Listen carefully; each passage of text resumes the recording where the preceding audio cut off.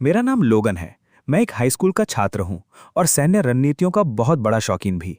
एक दिन मैं एक ऐसी मॉडल शॉप में पहुंचा जहां पहले कभी नहीं गया था। अंदर कदम रखते ही मेरी आंखें फैल गईं। जगह इतनी विशाल थी कि मानो किसी संग्रहालय में आ गया हूं। चारों तरफ अनगिनत मॉडल, दुर्लभ वस्तुएं और अजीब उपकरण सजे हुए थे। मैं उत्सुकता से उन्हें देख ही रहा था कि मेरी नज़र एक पुराने कंपस पर पड़ी। उसके ऊपर कुछ रहस्यमयी चिन्ह खुदे हुए थे। मैं हैरानी से बुदबुदाया, ये क्या लिखा है? किसी कंपस पर ऐसे अजीब निशान क्यों होंगे? तभी अचानक मेरे कानों में एक क्रोधित स्त्री की आवाज गूंजी। तुम नीच नौकरों, क्या सचमुच मेरे खिलाफ विद्रोह करने की हिम्मत कर रहे हो? दूसरी ओर से उपहास भरी हंसी सुनाई दी। किसने सोचा था कि महान दिव्य सम्राज्ञी सेराफिना एक दिन हमारी सीढ़ी बन जाएगी? तुम्हारी अधिकांश आध्यात्मिक शक्ति सील हो चुकी है। आज तुम्हारी मृत्यु निश्चित है। सेराफिना ने दांत भींचते हुए कहा, तुम लोगों ने आध्यात्मिक नसों पर कब्जा कर लिया है। दिव्य लोक तुम्हें कभी क्षमा नहीं करेगा। मर जाओ। अगले ही क्षण सब कुछ तेज प्रकाश में डूब गया। जब मैंने दोबारा आंखें खोली तो खुद को एक अनजान दुनिया में पाया। मैं घबराकर चारों ओर देखने लगा। ये क्या? मैं कहाँ हूँ? क्या ये किसी फिल्म का सेट है? ये पोशाकें और सामान तो कमाल के लग रहे हैं। तभी एक बेहद खूबसूरत लेकिन घायल महिला ने मुझे घूरते हुए पूछा, तुम कौन हो? मेरा दिमाग अभी भी उस रहस्यमयी प्रकाश और कंपस के बारे में सोच रहा था। ऐसा लग रहा था मानो मैं सचमुच किसी दूसरी दुनिया में आ गया हूँ।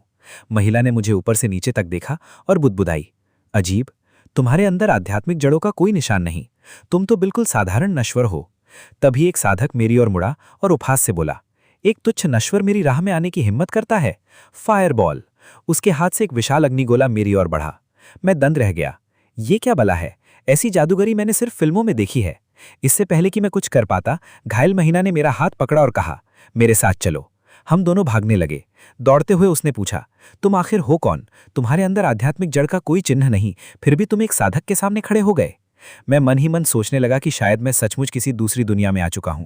उसकी शानदार पोशाक और शाही आभा देखकर साफ था कि वो कोई बहुत महत्वपूर्ण व्यक्ति है। मैंने कहा, मैं कोई साधक नहीं हूं। मैं आध्यात्मिक शक्तियों से नहीं, रणनीतियों से लड़ता हूं। और देखने से लगता है कि कोई तुम्हारा पीछा कर रहा है। एक सौदा करते हैं। मैं तुम्हें खतरे से बाहर निकालूंगा और बदले में तुम मेरी निजी सलाहकार बनोगी। उसने कुछ पल सोचा। मेरे श्राप को तोड़ने के लिए एक नश्वर की इच्छा शक्ति चाहिए। शायद यही भाग्य है। ठीक है, मैं तुम्हारी शर्त मानती हूं, लेकिन अगर तुमने कोई चाल चलने की कोशिश की तो मेरी निर्दयता के लिए मुझे दोष मत देना। तभी पीछे से दुश्मनों की हंसी गूंजी। हा हा हा, महान दिव्य सम्राज्ञी को अब एक तुच्छ नश्वर की सुरक्षा चाहिए? कितना बड़ा मजाक है। मैंने उनकी ओर देखा और मन ही मन मुस्कुरा दिया। अब इन्हें सबक सिखाने का समय था। अचानक मैंने हाथ ऊपर उठाकर कहा, रुको, मैं आत्मसमर्पण करता हूं। मैं इस महिला को तुम्हारे हवाले कर दूंगा। दुश्मन संतुष्ट होकर बोला, अच्छा है, कम से कम अपनी औकात तो पहचानते हो। फिर मैंने चालाकी से कहा, लेकिन ये औरत काफी कीमती लगती है। उसे सौंपने के बदले कोई इनाम तो मिलना चाहिए, है ना? साधक का चेहरा तमतमा उठा। एक नश्वर हमसे सौदेबाजी करने की हिम्मत करता है? मैंने मुस्कुराकर कहा, गुस्सा मत होइए, कीमत तय कर लेते हैं। पीछे खड़ी सेराफिना गुस्से से कांप उठी। धोखेबाज, तुम मुझे बेचने की हिम्मत कर रहे हो? मैंने उसकी ओर देखा तक नहीं और जेब से कैन निकाला। मेरे पास अभी भी कुछ ताकत बची है। सेराफिना कुछ करने ही वाली थी कि मैंने सीधे दुश्मन के चेहरे पर बेयर स्प्रे छिड़क दिया। अगले ही क्षण उसकी दर्दनाक चीख गूंज उठी। आह, मेरी आंखें, ये कैसी जादूगरी है! मैंने मौका देखकर सेराफिना का हाथ पकड़ा और भागने लगा। वो गुस्से से चिल्लाई, मुझे छोड़ो, झूठे विश्वासघाती! मैंने जवाब दिया, मैं तुम्हारी जान बचा रहा हूं। पीछे से दुश्मनों की चीख सुनाई दी, उन दोनों को पकड़ो, मार डालो। हम जान बचाकर भागते रहे, लेकिन कुछ देर बाद सेराफिना की हालत बिगड़ गई। वो अचानक बेहोश होकर गिर पड़ी। मैं घबरा गया। अरे जागो, मुझ पर मत मरना। उसकी सांसें लगभग रुक सी गई थीं। मैंने तुरंत सीपीआर देना शुरू कर दिया। माफ करना, लेकिन करना पड़ेगा। जब वो होश में आई तो गुस्से से मेरी ओर घूरने लगी। तुमने अभी मेरे साथ क्या किया? मैंने जल्दी से समझाया, गलत मत समझो, मैं तुम्हारी जान बचा रहा था।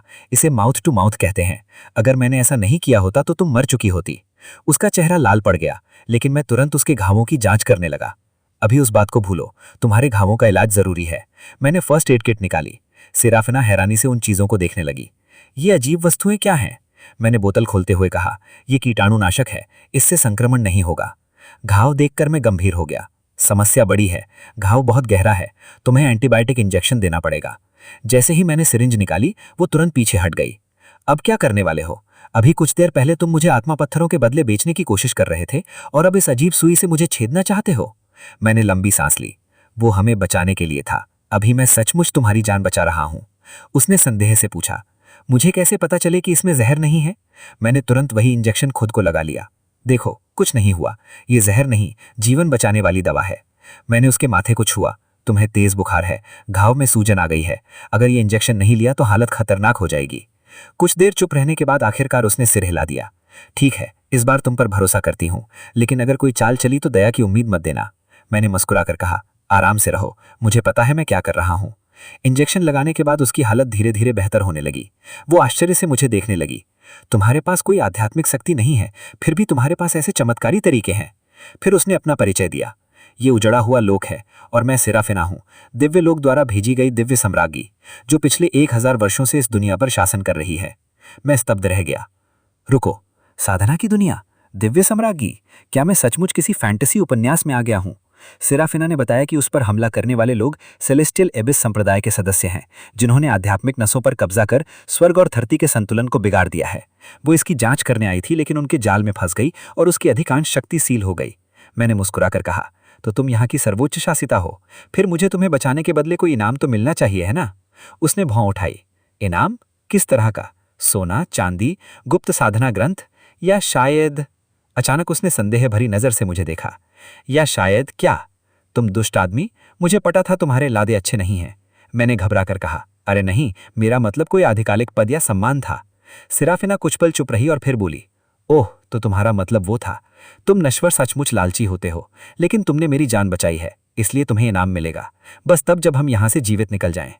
तभी बाहर से आवाज आई, एल्डर, यही जगह है। वो नश्वर सम्राज्ञी को इसी इमारत में लेकर आया था। दूसरी आवाज गूंजी, वो नश्वर अजीब है, उसके पास कोई आध्यात्मिक शक्ति नहीं, फिर भी उसने अजीब चालों से हमें परेशान किया। अगले ही क्षण एक भयानक दबाव पूरे भवन पर छा गया। एक साधारण नश्वर हमारी सेलेस्टियल एबिस संप्रदाय की भूमि पर उपद्रव करने की हिम्मत करता है? सेराफिना, बाहर निकलो और अपनी मृत्यु का सामना करो, मैं इसे जल्दी समाप्त कर दूंगा। सेराफिना का चेहरा पीला पड़ गया। नेसेंट सोल लेवल का साधक, उसकी आवाज कांप उठी। सब खत्म हो गया, हम उसके सामने नहीं टिक सकते। तुम अभी भी भाग सकते हो, शायद तुम बच जाओ। लेकिन मैंने उसकी ओर देखकर दृढ़ स्वर में कहा, मैंने वादा किया था कि तुम्हें बचाऊंगा, चाहे कितना भी खतरा क्यों ना हो, मैं पीछे नहीं हटूंगा। मैं अपने शब्द का पक्का आदमी हूं। उसकी आंखों में पहली बार मेरे लिए सच्चा सम्मान उभरा। यह आदमी हमेशा मजाक करता रहता है, लेकिन इसका सम्मान और साहस असली है। उसने अपनी बची हुई सारी शक्ति इकट्ठी कर दी और मेरी ओर बढ़ा दी। ये मेरी आखिरी शक्ति है, इसे ले लो, शायद ये तुम्हारी जान बचा सके। तभी मेरे दिमाग में एक यांत्रिक आवाज गूंजी। सहयोगी सुरक्षा ऊर्जा प्राप्त हुई।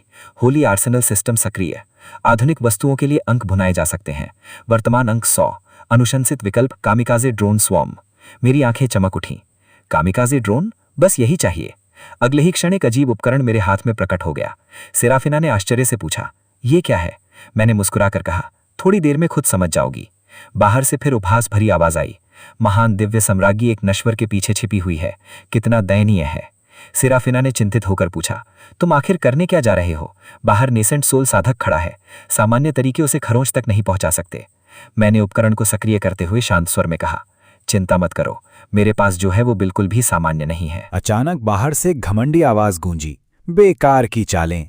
लेकिन उसकी बात पूरी होने से पहले ही आसमान में तेज भनभनाहट गूंज उठी। अगले ही पल विस्फोटों की श्रृंखला शुरू हो गई। एल्डर पर हमला हुआ है, किसी ने भयभीत होकर चिल्लाया। असंभव, मेरी अमर रक्षा दीवार टूट गई। नेसेंट सोल साधक की अविश्वास भरी गर्जना पूरे क्षेत्र में फैल गई। चारों तरफ अफरा तफरी मच गई। ये कैसे हो सकता है? ये चीजें आखिर हैं क्या? सेराफिना स्तब्ध रह गई। उसने अविश्वास से मेरी ओर देखा। तुमने सचमुच एक नेसेंट सोल साधक को घायल कर दिया? मैंने गहरी सांस ली। अभी खत्म नहीं हुआ है, लेकिन मेरे पास बस एक आखिरी वार बचा है। तभी दूर से और साधकों के आने की आहट सुनाई दी। मैंने तुरंत कहा, भागो जल्दी। हम दोनों वहां से निकल पड़े। पीछे से गुस्से भरी गर्जना सुनाई दी, सेरा, आज का ये अपमान मैं कभी नहीं भूलूंगा। कुछ देर बाद जब पीछा छूटा, सेराफिना ने मुझे गौर से देखा। तुम वास्तव में हो कौन? तुम्हारे पास ऐसी शक्ति कैसे है? मैंने कंधे उचकाए। मैंने पहले भी कहा था, मैं सिर्फ एक साधारण इंसान हूं। वो तुरंत सिर हिलाने लगी। साधारण?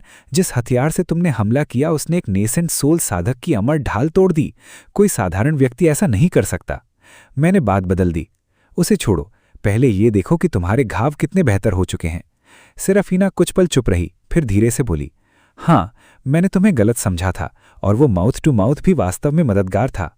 उसके बाद उसने पूछा, अब अपना नाम बताओ, तुम कहाँ से आए हो?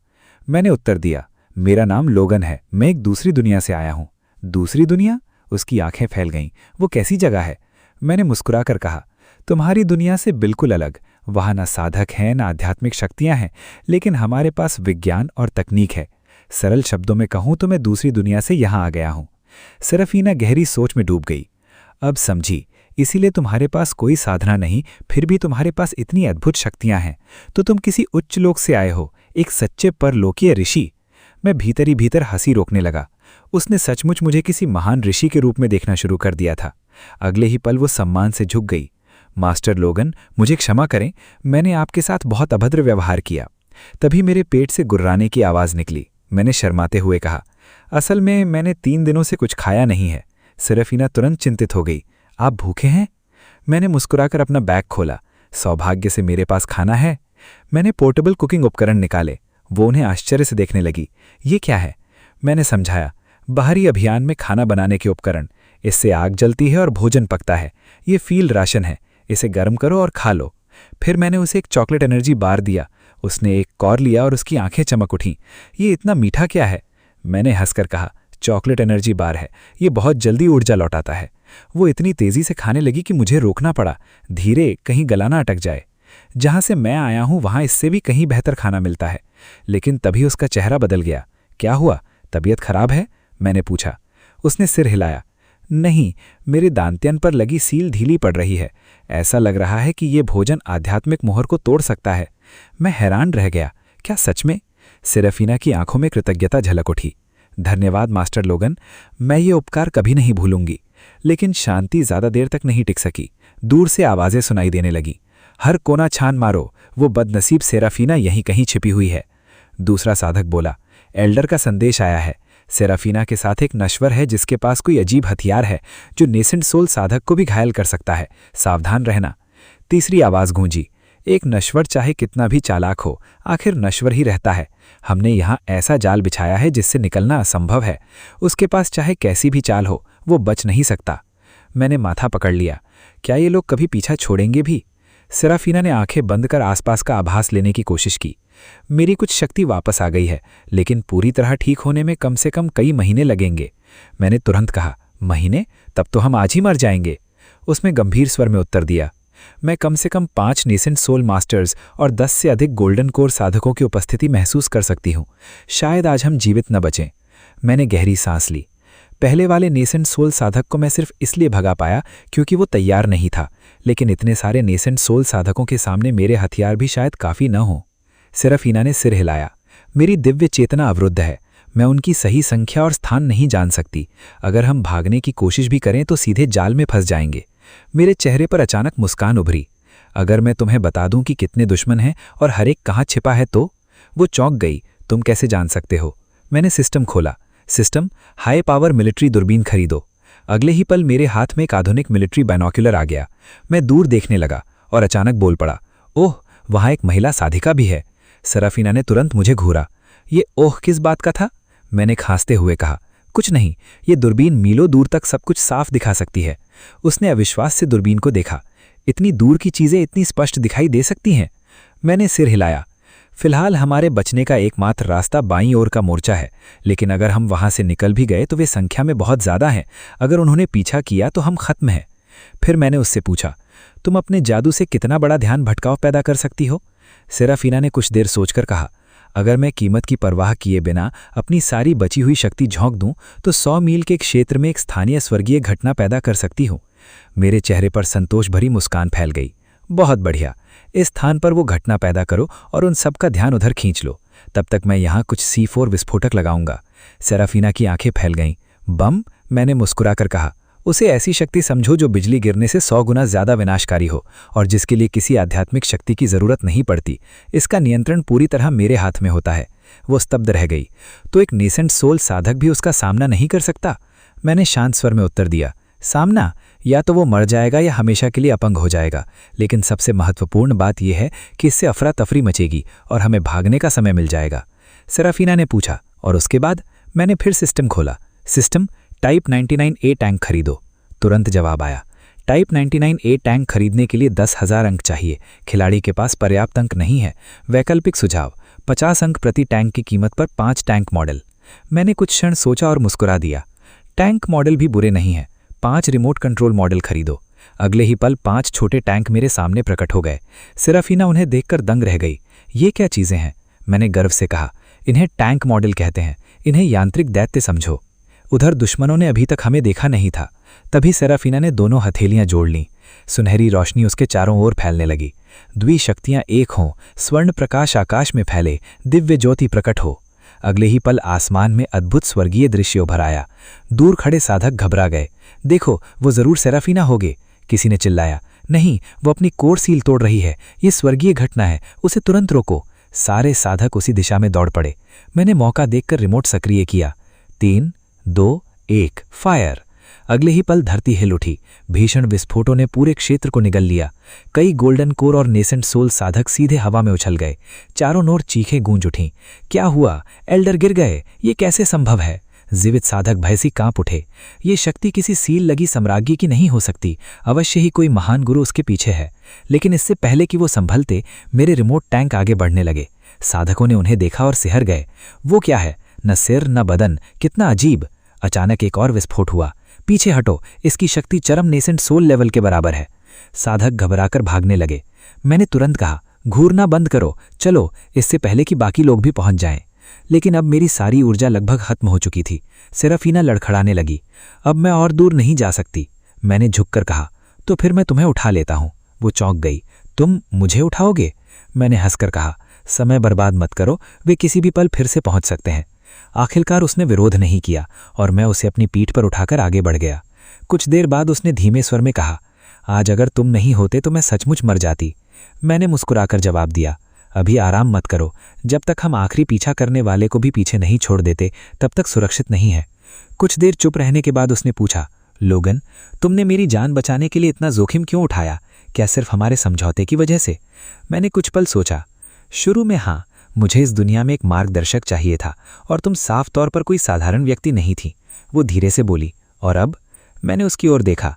अब मुझे समझ आ गया है कि तुम, ये सम्राज्ञी, चाहे घमंडी हो, चाहे हर किसी पर शक करती हो, लेकिन तुम बुरी इंसान नहीं हो। और जब मैंने तुम्हें बेहोश होकर मरते हुए देखा तो सच कहूं तो वो मुझे भीतर तक छू गया। मैं बस किसी को अपनी आंखों के सामने मरते नहीं देख सकता। सेराफीना कुछ पल चुप रही, फिर उसके होठों पर हल्की मुस्कान उभरी। सिर्फ इसलिए? मैंने हंसकर कहा, और क्या वजह हो सकती है? वो शरारती नज़र से मुझे देखने लगी। ये मत कहना कि सिर्फ इसलिए क्योंकि मैं खूबसूरत हूं। मैं हंस पड़ा। लो, फिर शुरू हो गई, मुझे फिर से बदमाश कहोगी? सेराफीना की मुस्कान और गहरी हो गई, जबकि दोनों अंधेरे जंगल में आगे बढ़ रहे थे, ये जाने बिना कि उनकी किस्मत अब पहले से कहीं ज्यादा मजबूती से एक दूसरे से जुड़ चुकी थी। सेराफीना ने गंभीरता से मेरी ओर देखा। मैं तुम्हारे इस उपकार को कभी नहीं भूलूंगी। जब मेरी शक्ति पूरी तरह लौट आएगी तब मैं तुम्हें इसका भरपूर प्रतिफल दूंगी। मैं मुस्कुरा दिया। वैसे तुमने अभी तक अपना असली नाम ठीक से नहीं बताया। उसने कुछ क्षण सोचा और फिर धीमे स्वर में बोली, जब हमारे बीच कोई और ना हो तब मुझे सारा कह सकते हो। मैंने हंसते हुए कहा, सारा सचमुच बहुत सुंदर नाम है। फिर मैंने पूछा, अब आगे कहाँ चलना है? सारा ने दूर क्षितिज की ओर देखा। हम उन साधकों से पीछा छुड़ा चुके हैं, लेकिन यहां ज्यादा देर नहीं रुक सकते। हमें किसी सुरक्षित स्थान की जरूरत है। पास ही एज्योर सिटी नाम का एक नगर है, वो मेरे शासन के अधीन है। पहले वहां चलते हैं। मुझे भी ये योजना पसंद आई। कुछ समय बाद हम नगर के द्वार पर पहुंच गए। पहरेदारों ने हमें रोक लिया। रुको, azure city guard read report कर रहा है, अपनी पहचान बताओ। लेकिन जैसे ही उन्होंने सेराफीना को पहचाना, उनके चेहरे का रंग उड़ गया। महारानी! वे तुरंत घुटनों के बल बैठ गए। हमें क्षमा करें महारानी, हम आपको पहचान नहीं पाए। जल्द ही नगराध्यक्ष गैरिसन भी दौड़ता हुआ आया। एज्योर सिटी का अधिपति गैरिसन महारानी को प्रणाम करता है, लेकिन आपकी ये हालत कैसे हो गई? सेराफीना ने हाथ उठाकर उसे शांत किया। अंदर चलकर बात करते हैं। नगर के भीतर पहुंचने के बाद उसने सारी घटना बताई। सेलेस्टियल एबिस संप्रदाय ने व्यापारियों के साथ मिलकर मेरे खिलाफ षड्यंत्र रचा। उन्होंने मेरी कोर सील कर दी। यदि मास्टर लोगन ना होते तो मैं जीवित नहीं बचती। गैरिसन का चेहरा गंभीर हो गया। तो वे लोग इतनी दूर तक जा चुके हैं। तभी सेराफीना ने मेरी ओर इशारा किया। ये है मास्टर लोगन, दूसरी दुनिया से आए एक महान ऋषि। इन्हीं की वजह से हम बच पाए हैं। गैरिसन तुरंत सम्मान से झुक गया। पर लोकीय ऋषि से मिलना मेरे लिए सौभाग्य की बात है। मैं कुछ कहने ही वाला था कि उसने आगे कहा, लेकिन महारानी, हमारी स्थिति चिंताजनक है। एज़्योर सिटी आपके अधीन अवश्य है, पर हमारे पास 100 से भी कम साधक हैं। यदि सेलेस्टियल एबिस संप्रदाय को पता चल गया कि आप यहाँ हैं, तो हम बड़ी मुसीबत में पड़ जाएंगे। सेराफीना शांत स्वर में बोली, मुझे केवल इतना समय चाहिए कि मेरी शक्ति लौट आए। गैरिसन ने सिर हिलाया। उनके जासूस हर जगह फैले हुए हैं। महारानी के पूर्ण स्वस्थ होने से पहले ही वे यहाँ पहुंच जाएंगे। तभी मैंने बीच में कहा, तो आने दो उन्हें। गैरिसन ने आश्चर्य से मेरी ओर देखा। आपका क्या मतलब है मास्टर लोगन? मैंने पूछा। इस शहर में कितने लोग रहते हैं? लगभग 10,000। मैंने मुस्कुराकर कहा, इतने लोग होते हुए भी तुम लोग उनसे डरते हो? मुझे 500 आदमी और 3 महीने दे दो, उसके बाद चाहे जितने साधक भेज दें कोई फर्क नहीं पड़ेगा। गैरिसन हंस पड़ा। मास्टर लोगन, ये मजाक है क्या? नश्वरों के पास आध्यात्मिक जड़ें नहीं होती। साधकों के सामने वे चींटियों जैसे हैं। 1 लाख नश्वर भी किसी पर्वत पर कंकड़ फेंकने के बराबर होंगे, और आप सिर्फ 500 लोगों की बात कर रहे हैं। सेराफीना भी बोली, लोगन, गैरिसन सही कह रहा है। इस दुनिया में नश्वर और साधक के बीच का अंतर स्वर्ग और पृथ्वी जितना विशाल है। लेकिन मैंने शांत स्वर में उत्तर दिया, सेराफीना, तुमने अपनी आंखों से देखा है कि मैं क्या कर सकता हूं, और मेरे पास भी कोई आध्यात्मिक जड़ नहीं है। कुछ क्षण चुप रहने के बाद सेराफीना ने निर्णायक स्वर में कहा, गैरिसन, तुरंत 500 लोगों को मास्टर लोगन के अधीन कर दो, और नगर के सभी संसाधन भी उनके लिए उपलब्ध रहेंगे। मुझे उन पर विश्वास है। गैरिसन ने चिंता जताई, लेकिन महारानी, अगर कुछ महीनों में सेलेस्टियल एबिस संप्रदाय आ गया तो बिना प्रशिक्षण वाले नागरिकों को युद्ध में भेजना उनकी मृत्यु होगी। सेराफीना की आवाज कठोर हो गई। निर्णय हो चुका है, जैसा कहा है वैसा करो। फिर उसने मेरी ओर देखा। लोगन, मैं इन 500 जिंदगियों और एज़्योर सिटी के भविष्य को तुम्हारे हाथों में सौंपती हूं। मैंने आत्मविश्वास से उत्तर दिया, चिंता मत करो, मैं तुम्हें निराश नहीं करूंगा। अगले दिन 500 लोग प्रशिक्षण मैदान में इकट्ठा हो गए। उनमें से कई हैरान थे। हम यहाँ क्यों लाए गए हैं? किसी ने पूछा। दूसरा बोला, कौन जानता है, कम से कम खाना तो मुफ्त मिल रहा है। तीसरा फुसफुसाया, सुना है कोई दूसरी दुनिया का ऋषि आया है, वो हमें युद्ध नीति सिखाने वाला है।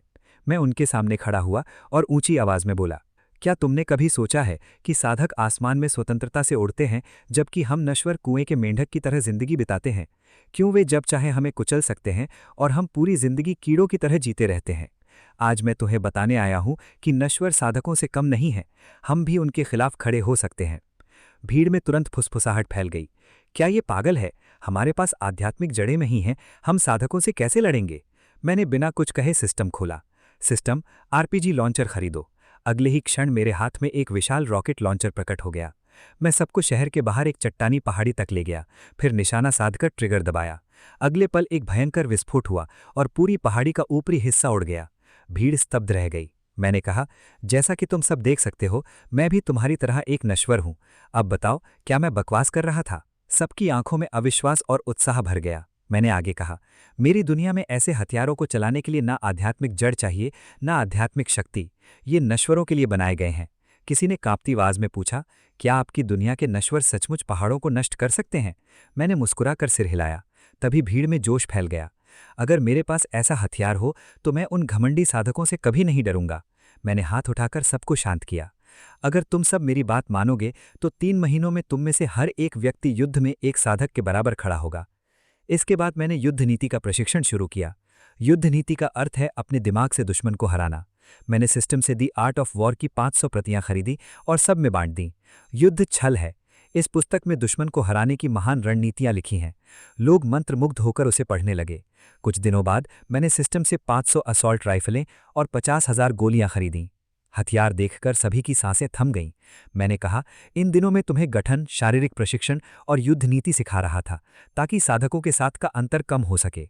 लेकिन वास्तव में उनके सामने खड़े होने के लिए तुम्हें सही हथियार चाहिए। मैंने एक विशाल खूंखार भेड़िए की ओर इशारा किया, जिसने पहले कई लोगों को मार डाला था।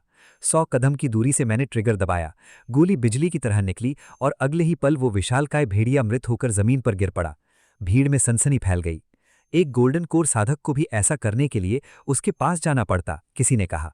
मैंने राइफल ऊपर उठाई। इस हथियार का नाम राइफल है। ये मीलों दूर से किसी की जान ले सकती है। मेरे दिए हुए हथियारों के सामने कोई भी साधक, चाहे कितना तेज क्यों न हो, 100 कदम की दूरी से गोली को नहीं पछाड़ सकता। अब लोगों की आंखों में डर की जगह आत्मविश्वास दिखाई देने लगा था। मास्टर लोगन सही कह रहे थे। अब हम भी लड़ सकते हैं, मैंने आगे समझाया। 100 कदम की दूरी पर राइफल तेज होती है, 10 कदम की दूरी पर यह घातक और सटीक दोनों होती है। किसी विशेष प्रतिभा की आवश्यकता नहीं, यहाँ तक कि नेसेंट सोल साधक भी इसकी बराबरी नहीं कर सकता। अगले कई दिनों तक प्रशिक्षण चलता रहा। अंततः मैंने घोषणा की कि अब जबकि तुम सब राइफल चलाना सीख चुके हो, मैं तुम्हें 3 सदस्यीय सेल्फ फॉर्मेशन सिखाऊंगा। लोगों ने हैरानी से पूछा, 3 सदस्यीय सेल्फ फॉर्मेशन? मैंने सिर हिलाया। हाँ, साधकों से लड़ते समय केवल हथियार पर्याप्त नहीं होंगे, लेकिन यदि 3 लोग एक टीम बनाकर एक दूसरे के आगे और पीछे की रक्षा करें तो जीवित रहने की संभावना कई गुना बढ़ जाती है। आज से तुम लोग सिर्फ सैनिक नहीं रहोगे, तुम एक ऐसी आर्मी बनोगे जो इस दुनिया के इतिहास को बदल देगी। एक दूसरे का सहारा बनकर हम कहीं अधिक बड़ी शक्ति को मुक्त कर सकते हैं। सिस्टम 12 मैकहाउंड्स रिडीम करो। रिडम्पशन सफल। 1200 पॉइंट खर्च हुए। विश्राम, सावधान। केवल 2 महीनों में ये नश्वर लोग इतना बदल चुके थे। गैरिसन, अब मेरे फैसले के बारे में क्या सोचते हो? गैरिसन ने सैनिकों को देखते हुए कहा। इनका अनुशासन प्रभावशाली है, तेज, सटीक और पूरी तरह आज्ञाकारी। साधारण मिलिशिया से कहीं आगे, लेकिन आखिरकार ये अभी भी सामान्य इंसान ही हैं। ये साधक योद्धाओं के मंत्रों और जादुई कलाकृतियों का सामना कैसे करेंगे? लोगन मुस्कुराया। गैरिसन, क्यों ना थोड़ा और देखते रहो। सभी यूनिट्स सावधान। सैनिकों की एक समान गर्जना घाटी में गूंज उठी। गैरिसन की आंखों में आश्चर्य चमक उठा। ये अनुशासन तो महारानी के कई साधक गार्ड यूनिट से भी बेहतर है। 3 महीने पहले ये सभी टूटे हुए और निराश दिखते थे, लेकिन अब इनके नेत्रों में दृढ़ संकल्प की आग जल रही है। ये परिवर्तन अविश्वसनीय है। लोगन ने सिर हिलाया। देखते रहो। अगला प्रदर्शन, मार्चिंग सहनशक्ति और सामरिक आधारभूत प्रशिक्षण। सैनिक बिजली की गति से दौड़े, फिर भी उनकी संरचना तनिक भी नहीं टूटी। हर कदम, हर मोड़, हर हरकत इतनी समन्वित थी मानो 500 शरीर नहीं बल्कि एक ही विशाल जीव आगे बढ़ रहा हो। अविश्वसनीय, सचमुच अविश्वसनीय, गैरिसन बुदबुदाया।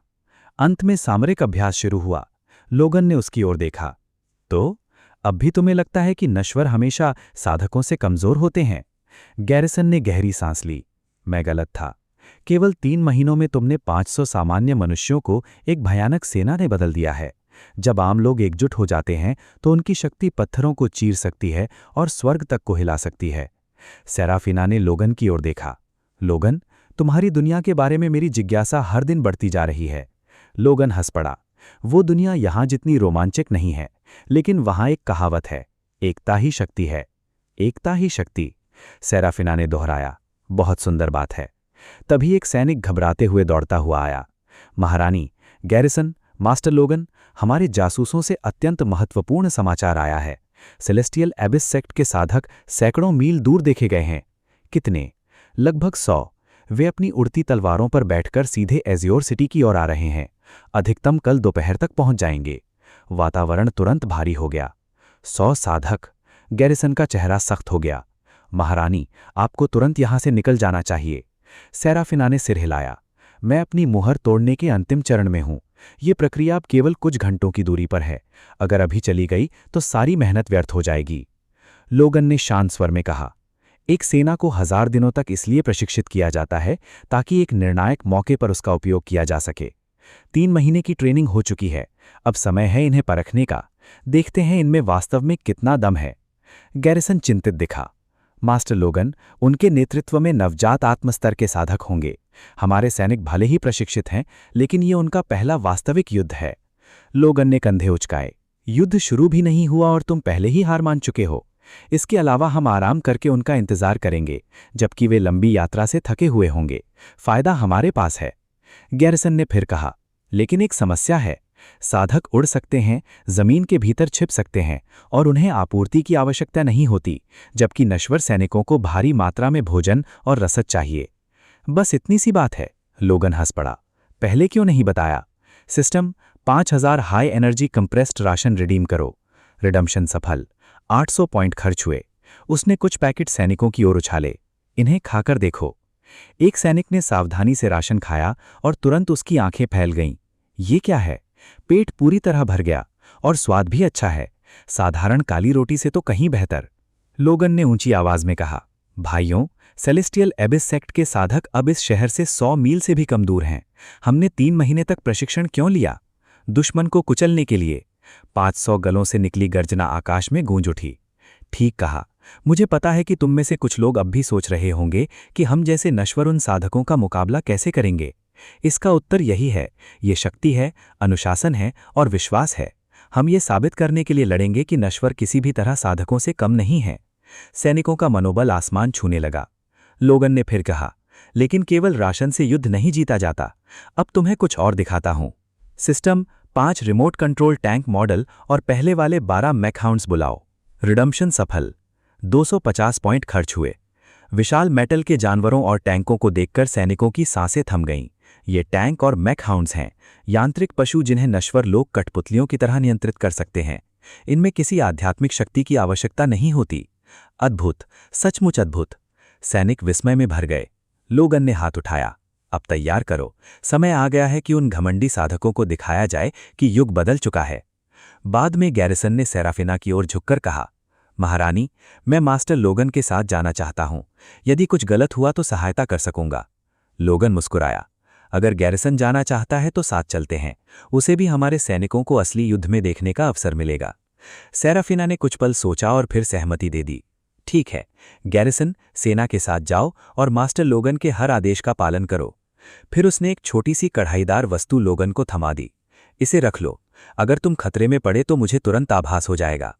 लोगन शरारती मुस्कान के साथ बोला, अरे वाह, हमारी महारानी तो कढ़ाई भी करती हैं। सेराफिना का चेहरा हल्का लाल पड़ गया। अगर नहीं चाहिए तो वापस कर दो। दिया हुआ उपहार कभी वापस नहीं लिया जाता। लोगन ने वस्तु जेब में रखते हुए कहा, धन्यवाद सारा, तुम अपनी मुहर तोड़ने पर ध्यान दो, मेरे लौटने का इंतजार करना। सेराफिना की आंखों में हल्की चिंता झलक उठी। जिंदा वापस आना। सेना तुरंत प्रस्थान कर गई। दूसरी ओर सेलेस्टियल एबिस सेक्ट की संत गन्या अपने साधकों के साथ एज्योर सिटी की ओर बढ़ रही थी। सेराफिना निश्चित रूप से इसी शहर में छिपी हुई है। एक सामान्य नश्वर शहर ने हमारी वांछित अपराधी को शरण देने का साहस किया है। आदेश भेज दो, शहर में प्रवेश करते ही खोज शुरू होगी। जो भी विरोध करे उसे बिना दया के मार दिया जाए। उसके अधीनस्थ हंसे। चिंता मत कीजिए संत गन्या, ये शहर कमजोर नश्वरों से भरा है। कुछ आवारा साधक भी होंगे तो उन्हें कलाई झटककर खत्म किया जा सकता है। लापरवाह मत बनो, उसने कठोर स्वर में कहा। हमने पहले जो भी दल भेजे थे वे लगभग नष्ट होकर लौटे थे। इस बार कोई गलती नहीं होनी चाहिए। थोड़ी देर बाद लोगन और उसकी सेना ईगल बीक वैली पहुंची। घाटी दोनों सिरों पर संकरी और बीच में चौड़ी थी, घात लगाने के लिए आदर्श स्थान। गैरिसन ने चारों ओर नजर दौड़ाई। इलाका तो घात के लिए उपयुक्त है, लेकिन मुझे चिंता है कि घेरने के बाद भी शायद हम सभी दुश्मनों को खत्म नहीं कर सकेंगे। लोगन ने शांत स्वर में कहा, तुम्हारा काम केवल घात का नेतृत्व करना है, बाकी मुझ पर छोड़ दो। उसने आदेश देना शुरू किया। सभी लोग 100-100 के दलों में बट जाओ। पहले 4 दल घाटी के चारों दिशाओं में छिपेंगे। सुनिश्चित करो कि एक भी दुश्मन भाग ना सके। आखिरी दल यांत्रिक पशुओं का संचालन करेगा। एक सैनिक ने पूछा, मास्टर लोगन, टैंकों और मैकहाउंड्स को कहाँ तैनात करें? 5 टैंकों को घाटी के प्रवेश द्वार के पास खुले में छिपा कर रखो। दुश्मन के अंदर आने के बाद उन्हें चारे की तरह इस्तेमाल किया जाएगा। 12 मैकहाउंड्स तब तक इंतजार करेंगे जब तक दुश्मन पूरी तरह मौत के क्षेत्र में न पहुंच जाए। उसके बाद वे कवर फायर देंगे। और मैं? गैरिसन ने पूछा। कुछ तेज नजर वाले सैनिकों को लेकर सबसे ऊंची चोटी पर चढ़ जाओ। इस लंबी दूरी की दूरबीन से उनकी हर गतिविधि पर नजर रखो और वास्तविक समय में रिपोर्ट देते रहो। समझ गया। लोगन ने अंतिम बार सबकी ओर देखा। याद रखो, हमारा उद्देश्य सीधे भिड़ना नहीं है।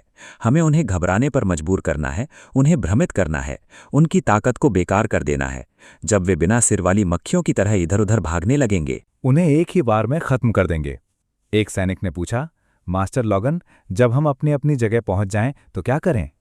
लॉगन ने शांत स्वर में उत्तर दिया, जब सभी तैयार हो जाएं, आराम करो। हम ताजगी के साथ लड़ेंगे, जबकि वे थके हारे यहां पहुंचेंगे। तभी एक स्काउट दौड़ता हुआ आया। मास्टर लॉगन, दुश्मन के बारे में नई जानकारी मिली है। उनके साथ एक देव रूपांतरण स्तर की साधिका है। वो सेलेस्टियल एबिस सेक्ट की संत कन्या है। लॉगन ने बेपरवाही से कहा, देव रूपांतरण स्तर होने से कुछ नहीं बदलता। गैरिसन का चेहरा बदल गया। मास्टर लॉगन, वो देव रूपांतरण स्तर की साधिका है। लॉगन मुस्कुराया। संत कन्या, हाँ, देव रूपांतरण, हाँ, आज उसे वास्तविकता का सामना करवाता हूं। कुछ घंटों बाद दुश्मन आखिरकार घाटी के पास पहुंच गया। आदेश भेजो, योजना शुरू करो, संकेत दो। संत कन्या लायरा ने दूर खड़े टैंकों को देखा तो उसकी आंखें सिकुड़ गईं। उसके एक अनुयायी ने कांपते हुए कहा, संत कन्या, यही वे लोहे के राक्षस हैं। उस दिन हमारे कई भाई इन्हीं के गड़गड़ाते हमलों से मारे गए थे। तभी टैंक धीरे धीरे चलने लगे। वे फिर से चल रहे हैं। साधकों में हलचल मच गई। लायरा ने ठंडे स्वर में कहा, इनमें कोई आध्यात्मिक ऊर्जा नहीं है, बस निर्जीव कठपुतलियां हैं। कुछ लोगों को भेजो और इन्हें नष्ट कर दो। आदेश मिलते ही कुछ साधक आगे बढ़ गए। दूसरी ओर लॉगन मुस्कुराया। उन्होंने चारा निगल लिया। रिमोट कंट्रोल टीम, इन्हें घाटी के भीतर खींचो, दूरी बनाए रखना।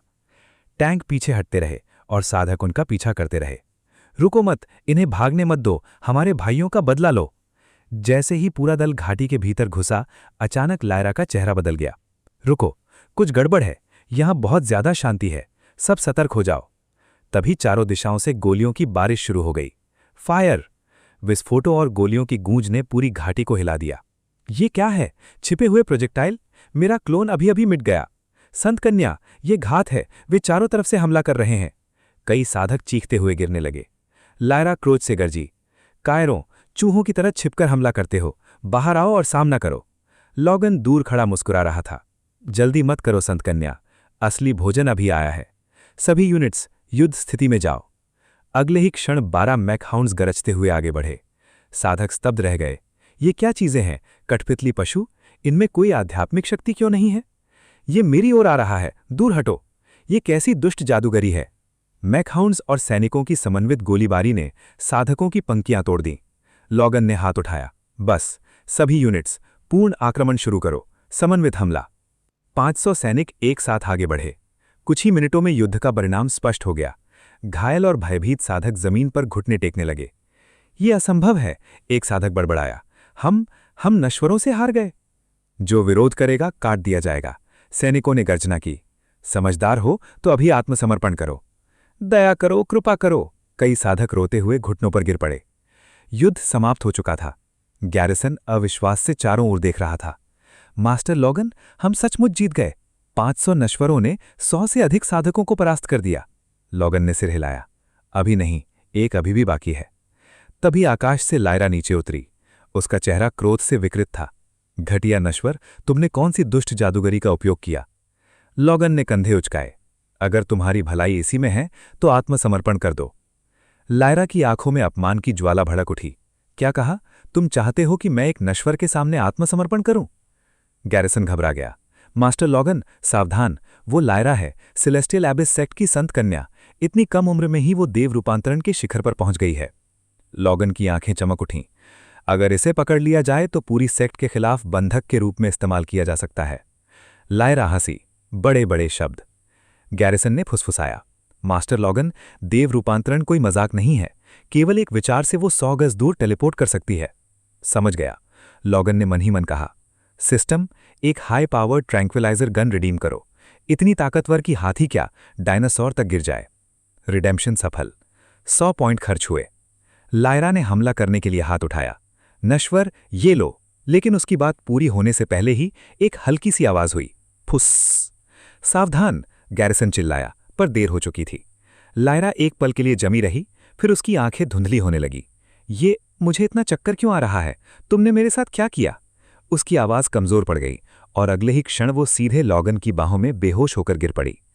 पूरा युद्ध क्षेत्र स्तब्ध रह गया। क्या? गैरिसन का मुंह खुला रह गया। एक देव रूपांतरण साधिका ऐसे ही हार गई? सैनिकों में उत्साह की लहर दौड़ गई। मास्टर लॉगन अमर रहें, मास्टर लॉगन अविजय हैं।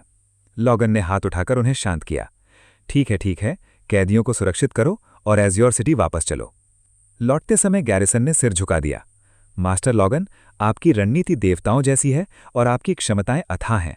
मुझे माफ करें, मैं पहले आपकी महानता को समझ नहीं पाया। लॉगन हंस पड़ा। उसकी चिंता मत करो, आज संत कन्या को पकड़ना तुम्हारे बिना संभव नहीं था। जब वे एज़्योर सिटी पहुंचे, सेराफीना के महल से सुनहरी रोशनी आकाश में उठ रही थी। लॉगन ने देखते ही पूछा, तुम्हारी मोहर टूट गई? सेराफीना मुस्कुराई। हाँ, मेरी आध्यात्मिक शक्ति पूरी तरह लौट आई है। लेकिन तुम लोग इतनी जल्दी वापस कैसे आ गए? गैरिसन गर्व से बोला। 100 से अधिक साधकों को हमने पूरी तरह नष्ट कर दिया। सभी को? सेराफीना चौंक गई। और संत कन्या को भी पकड़ लिया? क्या? लायरा, वो तो देव रूपांतरण स्तर की साधिका है, उसे जिंदा कैसे पकड़ा? गैरिसन ने श्रद्धा से कहा। मास्टर लॉगन ने उसे एक ही चाल में वश में कर लिया। एक ही चाल में? सेराफीना स्तब्ध रह गई। लॉगन ने हाथ हिलाया। ये अभी महत्वपूर्ण नहीं है। जब तक वो पूरी तरह होश में नहीं आती, उस पर सुरक्षा मुहर लगा दो। मैंने पहले ही उसके कोर को सील कर दिया है। अब वो एक सामान्य इंसान से अलग नहीं है। थोड़ी देर बाद लायरा जागी। उसने चारों ओर देखा और क्रोध से चिल्लाई, नश्वर, तुमने मेरे साथ क्या किया? मैं अचानक बेहोश कैसे हो गई? लॉगन मुस्कुराया, बस एक इंजेक्शन दिया था। अब मेरी बारी है सवाल पूछने की। इस बार सेराफीना की तलाश में सेलेस्टियल एबिस सेक्ट ने कितने लोगों को भेजा था? तुम्हारे अलावा नेतृत्व कौन कर रहा था? लायरा ने तिरस्कार से कहा, अगर तुमने धोखे से हमला न किया होता तो परिणाम अलग होता। लॉगन हंसा, बहाने मत बनाओ, हार तो हार होती है। आखिरकार तुम एक नश्वर से ही हारी हो। तभी सेराफीना आगे बढ़ी, लायरा, तुम्हारी सेक्ट ने मेरे खिलाफ साजिश क्यों रची? मेरा तुम्हारी सेक्ट से कोई गहरा वैर नहीं था, फिर भी मुझे देखते ही मार डालने का आदेश जारी किया गया। लायरा ने ठंडे स्वर में उत्तर दिया, मासूम बनने की कोशिश मत करो। तुमने हमारे शिष्यों को मारा और गवाहों ने तुम्हें दानव गुट के साथ मिलकर षड्यंत्र करते हुए देखा था। हमने न्याय के नाम पर कार्रवाई की। झूठ, सेराफीना गर्जी। मैंने कभी तुम्हारे किसी शिष्य को नहीं मारा और न ही दानव गुट के साथ कोई संबंध रखा। इसके विपरीत, जब मैं एकीकरण स्तर में प्रवेश करने वाली थी, तुम्हारे दूसरे बुजुर्ग ने मुझ पर घात लगाया, मेरे कोर को सील कर दिया और मुझे लगभग मार ही डाला। असंभव, लायरा चौंक गई। हमारे दूसरे बुजुर्ग सम्मानित व्यक्ति हैं, वे ऐसा क्यों करेंगे? लॉगन की आंखों में रुचि चमकी। ओह, ये तो दिलचस्प है। तुम कहती हो सेराफीना हत्यारा है और सेराफीना कहती है कि तुम्हारे बुजुर्ग ने उस पर हमला किया। ऐसा लगता है कि कोई दोनों पक्षों को आपस में लड़वा रहा है। सोचो, अगर सेलेस्टियल एबिस सेक्ट और साम्राज्ञी एक दूसरे को खत्म करने में लग जाएं, तो सबसे अधिक फायदा किसे होगा? लायरा का चेहरा पीला पड़ गया। दानव गुट। लॉगन ने मुस्कुराकर सिर हिलाया। लगता है हमारी संत कन्या केवल सुंदर ही नहीं, समझदार भी है। अगर दूसरा बुजुर्ग वास्तव में दानव गुट के साथ मिलकर दोनों पक्षों के बीच फूट डाल रहा है, तो मामला पहले से कहीं अधिक जटिल हो गया है। और अगर ये सच है, तो सेलेस्टियल एबिस सेक्ट बिना रुके नई सेनाएं भेजती रहेगी। सेराफीना ने गंभीर स्वर में कहा, मैंने पहले ही राजधानी को संदेश भेज दिया है। मेरी शाही रक्षक सेना की कमांडर विलो तक अब तक मेरा संदेश पहुंच चुका होगा। वो जल्द ही सहायता सेना लेकर यहां पहुंच जाएगी। लायरा ने सिर हिलाया, उससे कुछ नहीं होगा। दूसरे बुजुर्ग का पूरी सेक्ट पर बहुत प्रभाव है। ये पूरा अभियान उसी की योजना थी। अब जब हमारी पूरी टुकड़ी नष्ट हो चुकी है, उसे जल्द ही सब पता चल जाएगा। उसके स्वभाव को देखते हुए वो स्वयं जांच करने आएगा। वो एकीकरण स्तर का साधक है और अगली बार पहले से कहीं अधिक शिष्यों को साथ लाएगा। लॉगन ने मुस्कुराकर कहा, एकीकरण स्तर? तो क्या हुआ, मैं भी तो उसी स्तर की महारानी के साथ खड़ा हूं।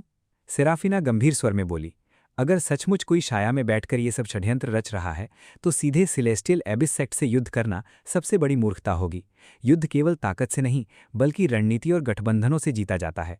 सबसे पहले हमें सेक्ट के भीतर छिपे गद्दार का पता लगाना होगा। अगर हम आंखें बंद करके हमला कर देंगे, तो असली दोषी आराम से बैठकर दोनों पक्षों का विनाश देखेगा। उसने लॉगन की ओर देखा। लॉगन, आज हम केवल तुम्हारी वजह से जीवित हैं। मैं तुम्हें अपने साम्राज्य का प्रधानमंत्री नियुक्त करना चाहती हूँ। तुम्हारा काम होगा एज़्योर सिटी जैसी और भी नश्वर सेनाएं तैयार करना। क्या तुम ये पद स्वीकार करोगे? लॉगन हंस पड़ा, प्रधानमंत्री पद तो बड़ा शानदार है। नश्वरों को प्रशिक्षित करने में मुझे कोई दिक्कत नहीं, लेकिन तनख्वाह बढ़ानी पड़ेगी। सेराफीना भी मुस्कुरा दी, मंजूर है। लायरा ने व्यंग से कहा, तुम लोग केवल इसलिए जीते क्योंकि तुमने घात लगाकर हमला किया। अगर दूसरा बुजुर्ग विशाल सेना, असंख्य जादुई कलाकृतियों और आकाश ढक देने वाले युद्ध गठन मंत्रों के साथ यहां आया, तो तुम्हारे नश्वर सैनिकों के पास जीतने का कोई मौका नहीं होगा। लॉगन ने शांत स्वर में उत्तर दिया, पहले ये सोचो कि आज तुम यहां पहुंची कैसे। तभी एक सैनिक दौड़ता हुआ आया, रिपोर्ट, महारानी, शाही रक्षक सेना की कमांडर विलो अपनी टुकड़ी के साथ पहुंच चुकी हैं। कुछ ही क्षणों बाद एक सुनहरे कवच वाली महिला घुटनों के बल झुक गई। महारानी, मुझे क्षमा करें, मैं आपकी रक्षा के लिए बहुत देर से पहुंची। शाही रक्षक सेना के 100 सैनिक आपके आदेश की प्रतीक्षा कर रहे हैं। सेराफीना ने उसे उठाया। उठो विलो, सफर लंबा रहा होगा। विलो ने दृढ़ स्वर में कहा, महारानी पर हुए हत्या के प्रयास के बारे में मुझे सब पता चल चुका है। सेलेस्टियल एबिस सेक्ट ने आप पर हमला करने का दुस्साहस किया है। वे अपनी कब्र खुद खोद रहे हैं। सेराफीना ने हल्की मुस्कान के साथ कहा, मैं वहां से केवल लॉगन की वजह से जीवित लौटी हूं। विलो ने लॉगन की ओर देखा, लेकिन उसके चेहरे पर संदेह साफ झलक रहा था। महारानी, मैंने ये बात भी सुनी है, लेकिन क्षमा करें, नश्वरों द्वारा साधकों को हराने की बात मेरी समझ से परे है। साधारण मनुष्य साधकों के मंत्रों और उड़ती तलवारों का सामना कैसे कर सकते हैं? ये कोई खेल नहीं है, ये आपकी सुरक्षा और पूरे साम्राज्य की नींव का प्रश्न है। तभी गैरिसन तेजी से भीतर आया। महारानी, बुरी खबर है, पश्चिमी जिले में भयंकर महामारी फैल गई है। दर्जनों लोग गिर चुके हैं और बीमारी बहुत तेजी से फैल रही है। महामारी? विलो का चेहरा गंभीर हो गया। महारानी, ये बीमारी साधकों को सीधे नहीं मारती, लेकिन इसकी दूषित ऊर्जा आध्यात्मिक शक्ति को प्रदूषित कर सकती है और साधना में बाधा डाल सकती है। ये स्थान अब सुरक्षित नहीं है, कृपया तुरंत शाही राजधानी लौट चलिए। लॉगन ने भौहें चढ़ाईं। अगर शहर में महामारी है तो तुम मुझे यहाँ क्यों लेकर आए? गैरिसन ने हिचकिचाते हुए कहा, मास्टर लॉगन, कमांडर विलो सही कह रही हैं, ये साधारण बीमारी नहीं है। नश्वरों की महामारी साधकों के लिए भी घातक हो सकती है। सेराफिना ने तुरंत पूछा, लॉगन, तुम्हारा क्या विचार है? लॉगन ने बिना एक पल गवाए बोला, मैं कहीं नहीं जा रहा, बल्कि मैं इस महामारी का इलाज करूंगा। पूरा कक्ष स्तब्ध रह गया। विलो ने अविश्वास से कहा, क्या तुम महामारी का इलाज करोगे? क्या तुम्हें नहीं पता कि ऐसी बीमारियां स्वर्ग और पृथ्वी की दूषित ऊर्जा से जन्म लेती हैं? जो नश्वर इससे संक्रमित होता है उसकी मृत्यु निश्चित है। यहाँ तक कि साधक भी इससे दूर रहते हैं। प्राचीन काल से इसका केवल एक ही उपाय माना जाता रहा है, संक्रमित क्षेत्र को बंद कर दो, जला दो, या फिर बीमारी के अपने आप खत्म होने का इंतजार करो। महान से महान वैद्य भी इसका इलाज नहीं कर सके, और तुम कर लोगे? लायरा ने तिरस्कार से कहा, नश्वरों का जीवन तो घास फूस जैसा होता है, उन्हें मरने दो। अगर अभी नहीं निकले तो यहाँ मौजूद हर साधक खतरे में पड़ जाएगा। लॉगन की आंखें ठंडी हो गईं। नश्वरों का जीवन घास फूस जैसा? कमांडर विलो, तुम्हारी महारानी की जान इसी नश्वर तुच्छ नश्वर ने बचाई थी, और लायरा, तुम जैसी देव रूपांतरण स्तर की साधिका को भी इन्हीं नश्वरों ने हराया था।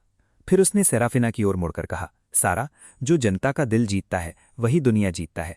एज़्योर सिटी तुम्हारे शासन में है, ये लोग तुम्हारी प्रजा हैं। अगर तुम इनके सबसे कठिन समय में इन्हें छोड़ दोगी तो पूरे साम्राज्य के हर नश्वर का दिल हमेशा के लिए तुमसे दूर हो जाएगा। उसके बाद कौन तुम्हारे लिए अपनी जान देगा? सेराफिना ने सीधे उसकी आंखों में देखा। लॉगन, क्या तुम सचमुच इस महामारी को ठीक कर सकते हो? हाँ, उसने बिना झिझक उत्तर दिया। ठीक है, मुझे तुम पर विश्वास है, मैं यहीं रहूंगी। विलो घबरा उठी। महारानी, कृपया अपने निर्णय पर पुनर्विचार करें। लेकिन लॉगन पहले ही मन बोल चुका था। सिस्टम, 1000 यूनिट एंटीबायोटिक रिडीम करो। रिडम्पशन सफल, 1000 पॉइंट खर्च हुए। गैरिसन, मुझे तुरंत संक्रमित इलाके में ले चलो। गैरिसन ने घबराकर कहा, मास्टर लॉगन, संक्रमित लोगों को छूते ही आपको भी बीमारी लग जाएगी। विलो ने भी रोका, मास्टर लॉगन, नश्वरों को साधकों से लड़वा देना एक बात है, लेकिन महामारी का इलाज करना बिल्कुल अलग बात है। लॉगन ने शांत स्वर में कहा, रास्ता दिखाओ। सेराफिना ने आदेश दिया, जैसा मास्टर लॉगन कहते हैं वैसा ही करो। संक्रमित क्षेत्र में पहुंचते ही दर्द से कराहने वाले लोगों की आवाजें हर ओर गूंज रही थीं। बहुत जलन हो रही है, मुझे बचा लो। तभी किसी ने लॉगन को देखा। मास्टर लॉगन आ गए। देखते ही देखते पूरे इलाके में आशा की लहर दौड़ गई। पूरे एज़्योर सिटी में केवल मास्टर लॉगन ही हमें इंसान समझते हैं। मास्टर लॉगन, कृपया हमें बचा लीजिए। लॉगन ने हाथ उठाकर सबको शांत किया। घबराओ मत, अब जब मैं आ गया हूं तो तुम में से किसी को मरने नहीं दूंगा। ये मेरी दुनिया की दवा है, इसे एंटीबायोटिक कहते हैं। ये महामारी पैदा करने वाले जीवाणुओं से लड़ती है। बस मेरे निर्देशों का पालन करो। गैरिसन उत्सुकता से पूछ बैठा, मास्टर लॉगन, आप ये दवा कैसे इस्तेमाल करेंगे? विलो ने भी हैरानी से सिर झुकाया। ये अजीब सा उपकरण क्या है? लॉगन ने सिरिंज उठाई। ध्यान से देखो, मैं एक बार करके दिखाता हूं। आसपास खड़े लोग संदेह से एक दूसरे को देखने लगे। क्या ये दवा सचमुच काम करेगी? सिर्फ एक इंजेक्शन और महामारी खत्म, ये कैसे संभव है? लायरा ने व्यंग किया, क्या नश्वरों की बीमारी इतनी आसानी से ठीक हो सकती है? लॉगन ने बस इतना कहा, काम करती है या नहीं कल सुबह खुद देख लेना। अगली सुबह गैरिसन भागता हुआ महल पहुंचा। मास्टर लॉगन, अविश्वसनीय, अविश्वसनीय। लॉगन मुस्कुराया, क्या हुआ? गैरिसन खुशी से कांप रहा था। जिन मरीजों को आपने कल दवा दी थी उन सब का बुखार आज सुबह उतर गया। जो लोग खून की खांसी से मरने वाले थे अब वे अपने बल पर उठकर बैठ रहे हैं।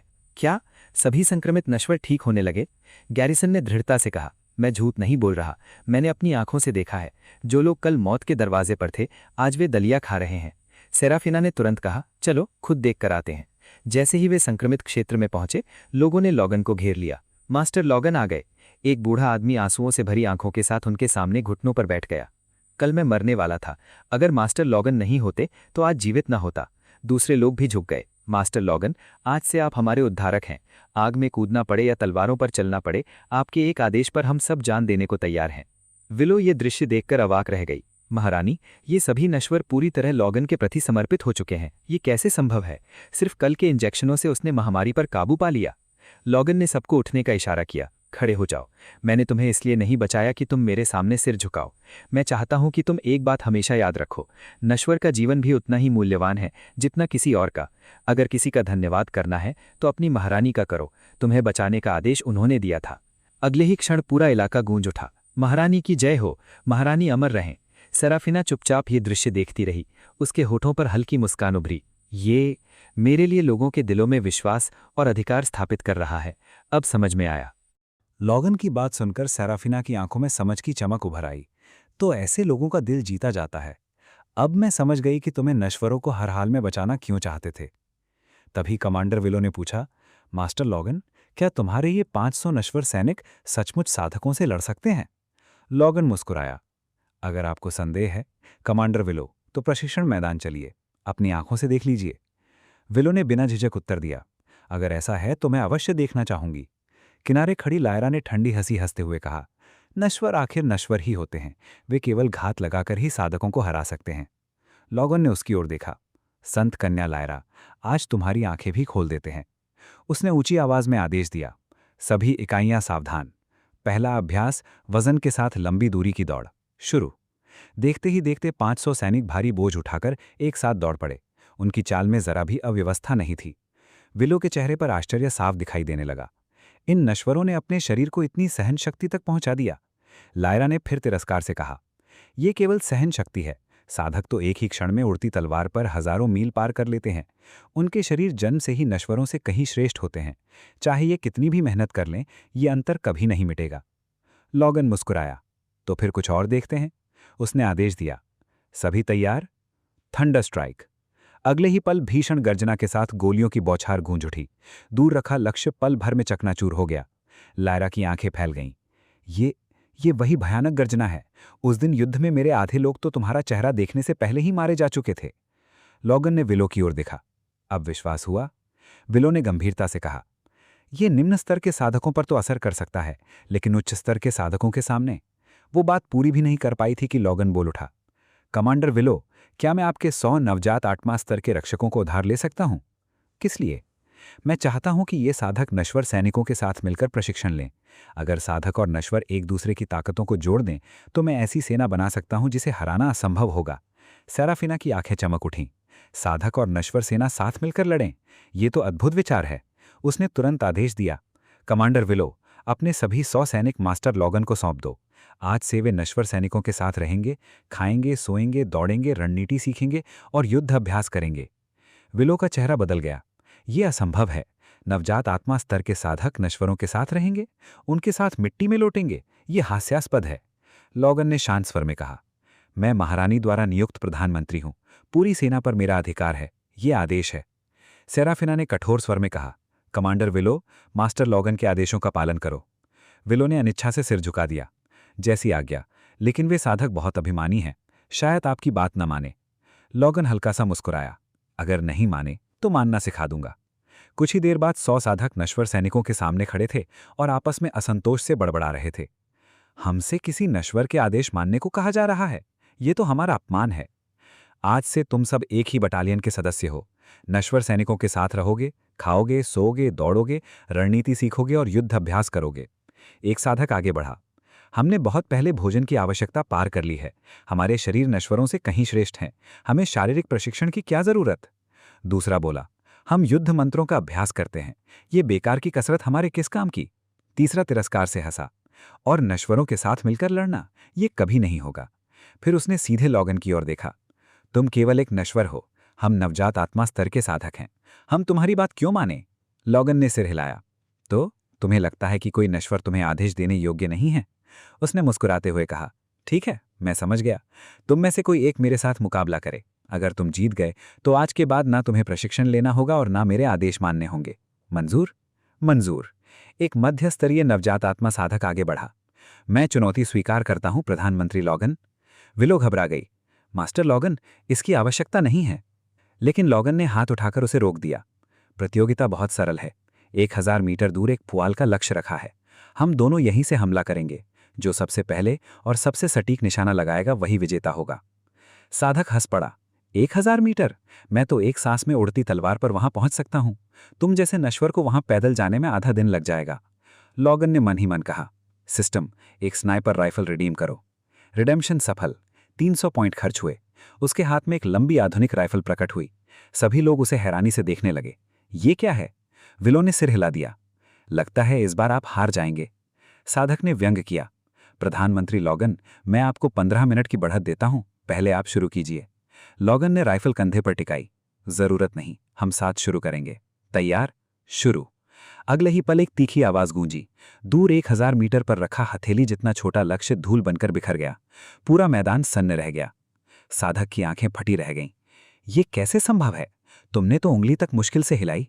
तुम्हारे पास आध्यात्मिक शक्ति भी नहीं है। विलो स्तब्ध रह गई। एक सांस से भी कम समय में 1000 मीटर दूर का लक्ष्य, और वो भी पूरी तरह चकनाचूर। लॉगन ने राइफल नीचे करते हुए कहा, इसे स्नाइपर राइफल कहते हैं। इसकी प्रभावी मारक दूरी 2000 मीटर है। अगर अभी मेरा निशाना लक्ष्य की जगह तुम होते तो तुम्हें तलवार बुलाने का भी समय नहीं मिलता। मेरी बस एक उंगली हिलती और तुम लाश बन चुके होते। उसने चारों ओर नजर दौड़ाई। और कोई चुनौती देना चाहता है? अभी अभी तक घमंड से भरे सभी साधक एक साथ झुक गए। मास्टर लॉगन, आपकी शक्ति हमारी समझ से परे है।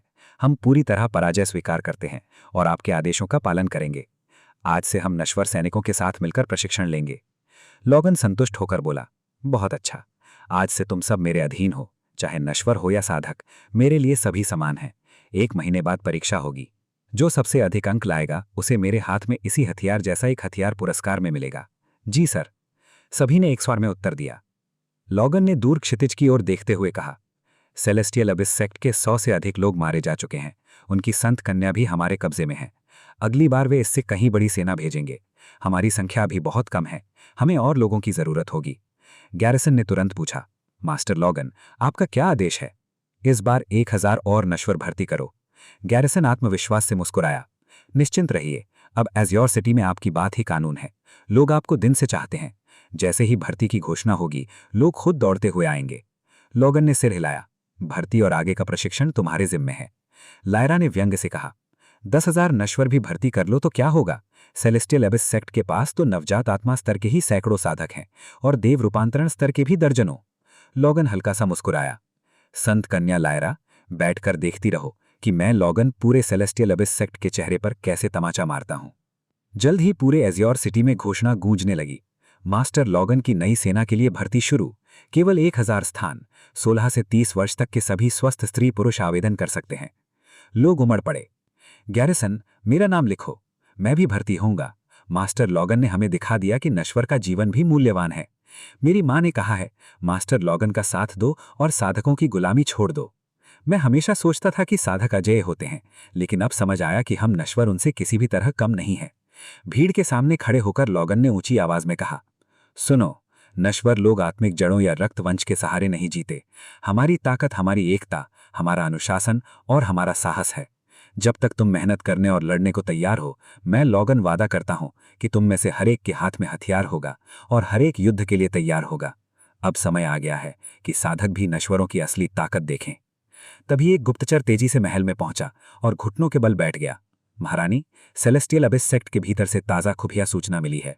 सेराफिना ने गंभीर स्वर में कहा, बताओ। गुप्तचर ने गहरी सांस लेकर कहा, दूसरे बुजुर्ग स्वयं 1000 विशिष्ट साधकों की सेना का नेतृत्व करते हुए पूरी ताकत के साथ एज़्योर सिटी की ओर बढ़ रहे हैं। ये सुनते ही पूरे सभा कक्ष में सन्नाटा छा गया। 1000 साधक और उनका नेतृत्व स्वयं वो एकीकरण स्तर का राक्षस कर रहा है? किसी ने अविश्वास से पूछा। हाँ, गुप्तचर ने सिर झुकाकर उत्तर दिया। सेलेस्टियल एबिस सेक्ट के महागुरु ने मृत्यु आदेश जारी कर दिया है। एज़्योर सिटी को पूरी तरह मिटा देने और महारानी को जिंदा पकड़ने का आदेश दिया गया है।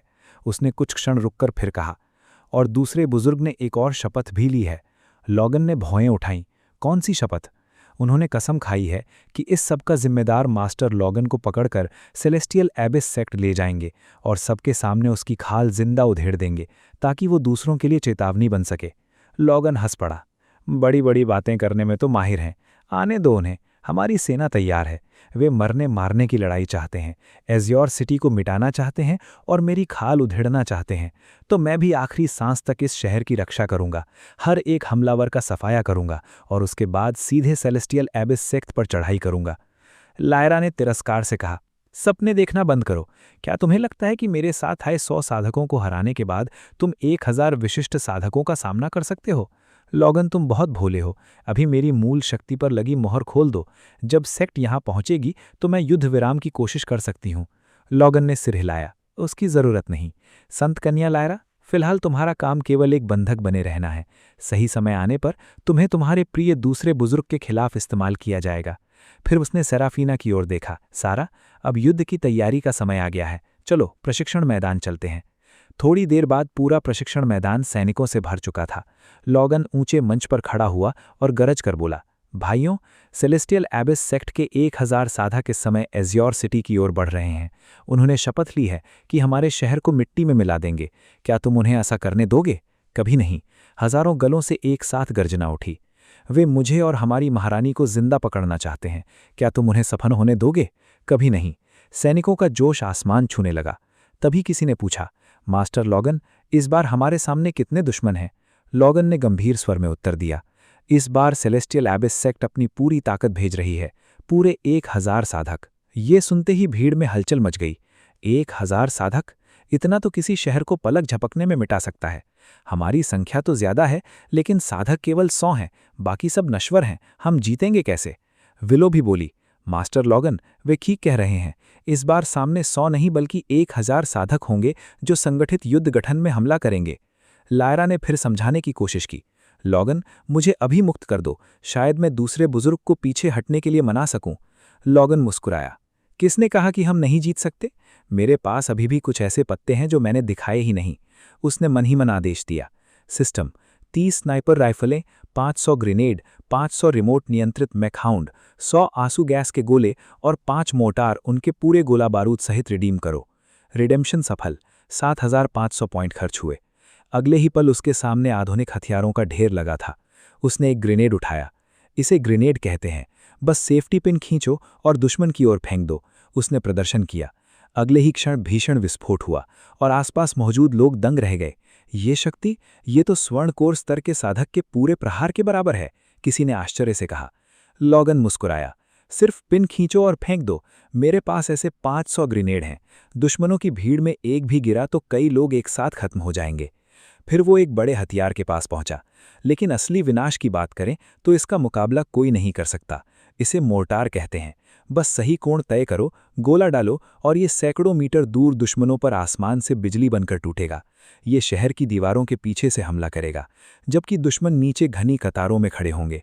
चाहे सेलेस्टियल एबिस सेक्ट के साधक खुद को कितना भी शक्तिशाली समझते हों, पहले कुछ मोर्टार के गोले खाएं, उसके बाद ताकत की बात करेंगे। सभी लोग सांस रोके सुन रहे थे। लॉगन आगे बोला, इन हथियारों के बाद ये केवल ताकत की लड़ाई नहीं रह जाएगी, ये पूरी तरह नए प्रकार का युद्ध होगा। और इतना ही नहीं, सिर्फ मोर्टार ही उन्हें तबाह करने के लिए काफ़ी हैं। हर सैनिक को एक असॉल्ट राइफल मिलेगी और भरपूर गोलियां। स्नाइपर राइफल का केवल एक काम होगा, सटीक सिर पर निशाना। सबसे आगे उड़ने वालों को मारो, आदेश देने वालों को मारो और सबसे ऊंची साधना वाले लोगों को पहले खत्म करो। एक नवजात आत्मा साधक ने अविश्वास से पूछा, मास्टर लॉगन, इसका मतलब यह है कि मेरे जैसा नवजात आत्मा साधक भी देव रूपांतरण स्तर के साधक को मार सकता है? लॉगन ने बिना झिझक उत्तर दिया, सिर्फ देव रूपांतरण ही नहीं, अगर सही मौका मिला तो शून्य परिष्कार स्तर का महाशक्तिशाली साधक भी तुम्हारे हाथों मारा जा सकता है। फिर उसने आंसू गैस का गोला उठाया। और ये है आंसू गैस, इसे भी ग्रेनेड की तरह फेंको। ये घाना सफ़ेद धुआं छोड़ेगा जो आंखों में असहनीय जलन पैदा करेगा और दुश्मन कुछ भी नहीं देख पाएंगे। इसे दुश्मन के सबसे घमंडी और सबसे ताकतवर साधकों के लिए बचाकर रखना। उसने चारों ओर नज़र घुमाई। अब भी किसी को लगता है कि हम उन 1000 साधकों को नहीं हरा सकते? पूरा मैदान एक साथ गरज उठा, नहीं, इस बार सेलेस्टियल एबिस सेक्ट को ऐसी लड़ाई मिलेगी जिससे वे कभी नहीं लौट पाएंगे। उधर सेलेस्टियल एबिस सेक्ट में तीसरे बुजुर्ग क्रोध से कांप रहे थे। एज्योर सिटी के उन पागल नश्वरों ने हमारी संत कन्या का अपहरण कर लिया और हमारे दर्जनों शिष्यों की हत्या कर दी। एक शिष्य बोला, तीसरे बुजुर्ग, शांत हो जाइए, वो तो बस एक नश्वर शहर है, कुछ देव रूपांतरण स्तर के शिष्य भेज दीजिए, शहर पल भर में मिट जाएगा। तभी एक जासूस दौड़ता हुआ पहुंचा, रिपोर्ट, हम अभी अभी एज्योर सिटी से लौटे हैं। महारानी सेराफीना की मूल शक्ति पर लगी मुहर टूट गई है और वो नश्वर लॉगन, उसने हजारों नश्वर सैनिकों को प्रशिक्षित कर दिया है। वे युद्ध गठन में हमारी प्रतीक्षा कर रहे हैं। तीसरा बुजुर्ग ठहाका मारकर हंसा, लगता है सेराफीना सचमुच पागल हो गई है। नश्वरों से सेलेस्टियल एबिस सेक्ट के साधकों का मुकाबला करेगी? क्या मजाक है। लगता है हमने उसे डराकर उसकी अक्ल छीन ली है। आदेश दो, पूरी गति से आगे बढ़ो। आज मैं अपनी आंखों से एज्योर सिटी को जलते हुए देखूंगा। सेराफीना को जिंदा पकड़ो और उस नश्वर लॉगन की खाल उधेड़ दो। शहर की दीवारों पर खड़ा लॉगन दूर बढ़ती हुई विशाल सेना को देखकर मुस्कुराया। आ ही गए, पूरे 1000 लोग खुद चलकर मौत के मुंह में आ रहे हैं। उसने तुरंत आदेश देना शुरू किया। मोटार दल, लक्ष्य क्षेत्र तय करो। जहां दुश्मन सबसे घनी भीड़ में हो वहीं गोले बरसाओ। स्नाइपर दल, तुम्हारा केवल एक लक्ष्य है, सटीक सिर पर निशाना। सबसे आगे उड़ने वालों को मारो, सबसे जोर से आदेश देने वालों को मारो और सबसे ऊंची साधना वाले लोगों को पहले खत्म करो। जी सर। देव रूपांतरण स्तर के साधक पास आते ही आंसू गैस दल मेरे संकेत का इंतजार करेगा। जैसे ही वे हमला करने के लिए एकत्र होंगे, सारे गोले एक साथ फेंक देना। पूरे युद्ध क्षेत्र में अफरा तफरी मच जानी चाहिए। समझ गए? विलो ने पूछा। मास्टर लॉगन, मेरे साधक कब हमला करेंगे? लॉगन ने हल्की मुस्कान के साथ उत्तर दिया, अभी नहीं। तुम लोग इस युद्ध का अंतिम और सबसे बड़ा दाव हो। सेराफीना ने धीमे स्वर में पूछा। लॉगन, तुम्हें इस लड़ाई में कितनी जीत की उम्मीद है? उसने बिना किसी झिझक के कहा, पूरी। लायरा हंस पड़ी। तुम्हारा आत्मविश्वास हद से ज्यादा है। तीसरे बुजुर्ग एकीकरण स्तर के साधक हैं। तुम्हारी ये छोटी छोटी चालें उनके सामने कुछ भी नहीं। लॉगन ने उसकी ओर देखकर मुस्कुराते हुए कहा, संत कन्या लायरा, एक शर्त लगाएं।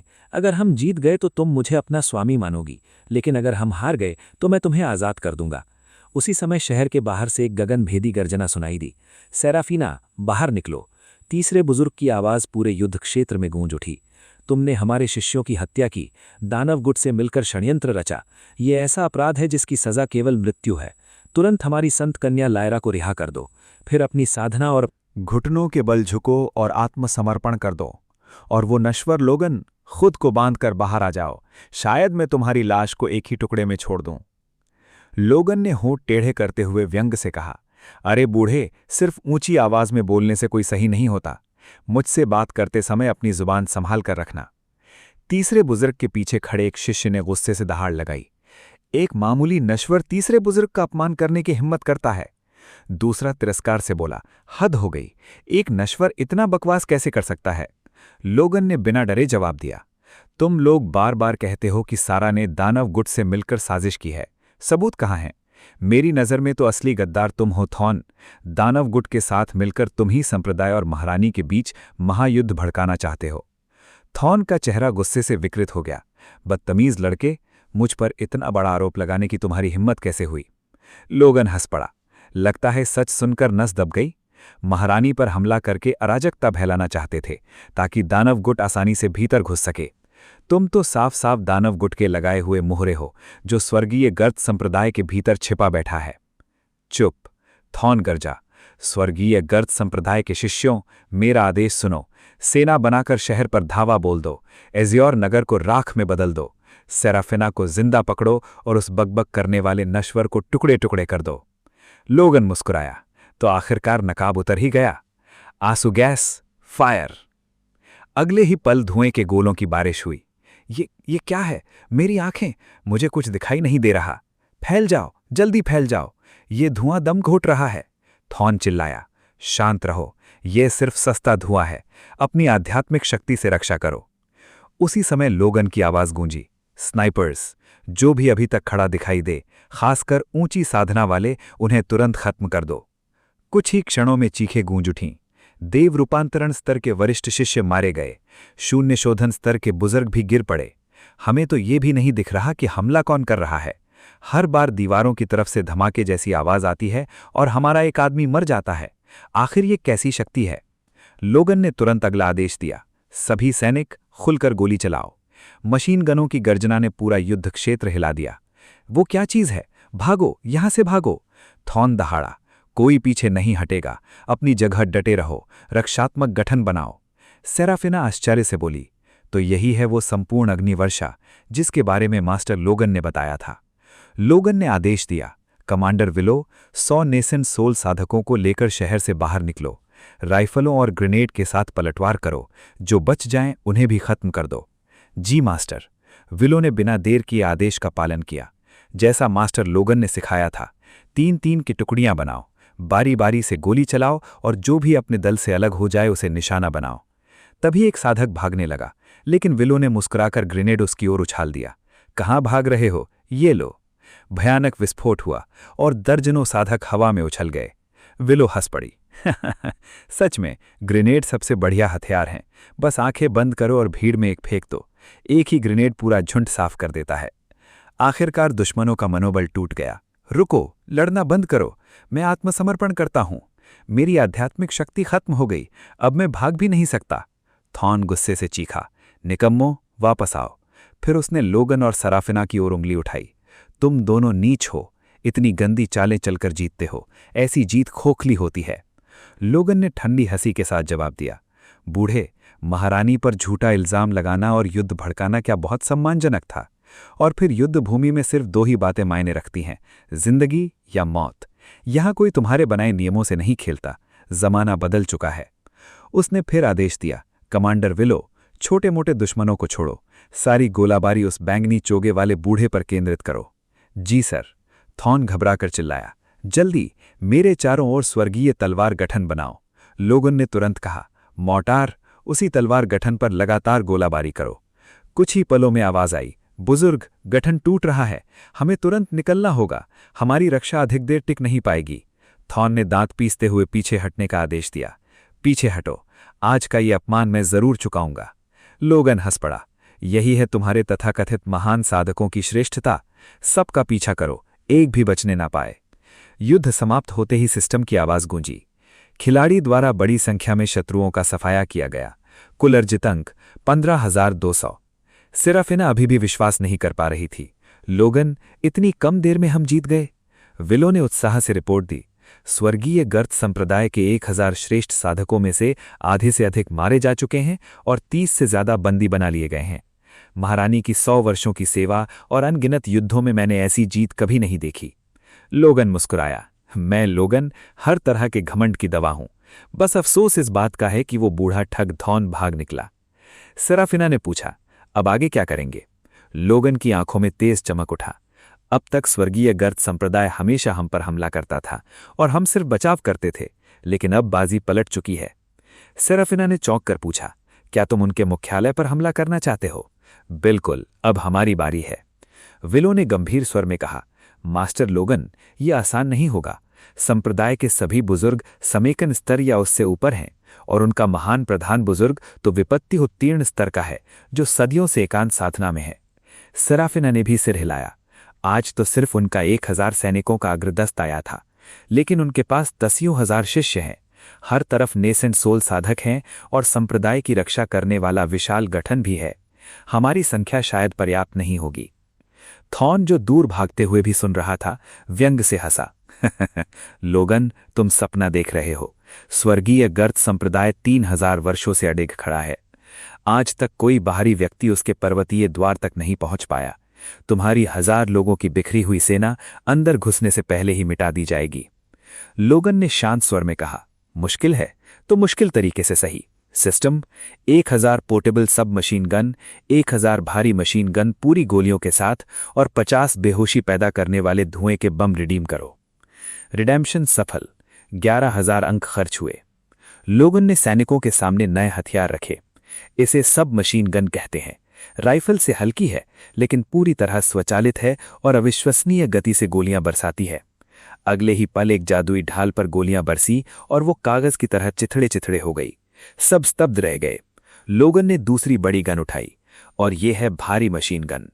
इससे भी ज्यादा ताकतवर, लंबी दूरी तक लगातार दबाव बनाकर गोली चलाने वाली। इसकी ताकत ऐसी है मानो कोई समेकन स्तर का साधक बिना रुके अपनी पूरी शक्ति से जादुई कलाकृति चला रहा हो। इन हथियारों के साथ स्वर्गीय गर्त संप्रदाय पर हमला करना पूरी तरह संभव है।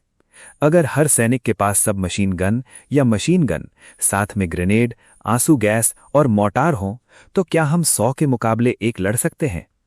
सेरा ने बिना झिझक उत्तर दिया, हाँ, बिल्कुल लड़ सकते हैं। इतनी भीषण मारक शक्ति के साथ स्वर्गीय गर्त संप्रदाय पर चढ़ाई करना असंभव नहीं है, लेकिन हमें सिर्फ ताकत नहीं, रणनीति भी चाहिए। लोगन मुस्कुराया, सही कहा, इस बार हम बल प्रयोग नहीं करेंगे, हम कुछ नया आजमाएंगे। ब्लिट्जक्रीग। ब्लिट्जक्रीग? सबने एक साथ पूछा। लोगन ने समझाया, इसके 3 सिद्धांत हैं, गति, अचानक हमला और सबसे महत्वपूर्ण लक्ष्य पर पूरी शक्ति का एक साथ प्रहार। स्वर्गीय गर्त संप्रदाय अभी अभी करारी हार झेल चुका है। उन्हें बिल्कुल उम्मीद नहीं होगी कि हम तुरंत उन पर हमला करेंगे। हम बिजली की तरह टूट पड़ेंगे, उन्हें संभलने का मौका भी नहीं देंगे और सीधे उनके दिल पर वार करेंगे। मैंने हिसाब लगाया है, यहां से उनके पर्वतीय द्वार तक साधक उड़ती तलवारों से पहुंचते हैं, जबकि नश्वर घोड़ों पर सफर करते हैं।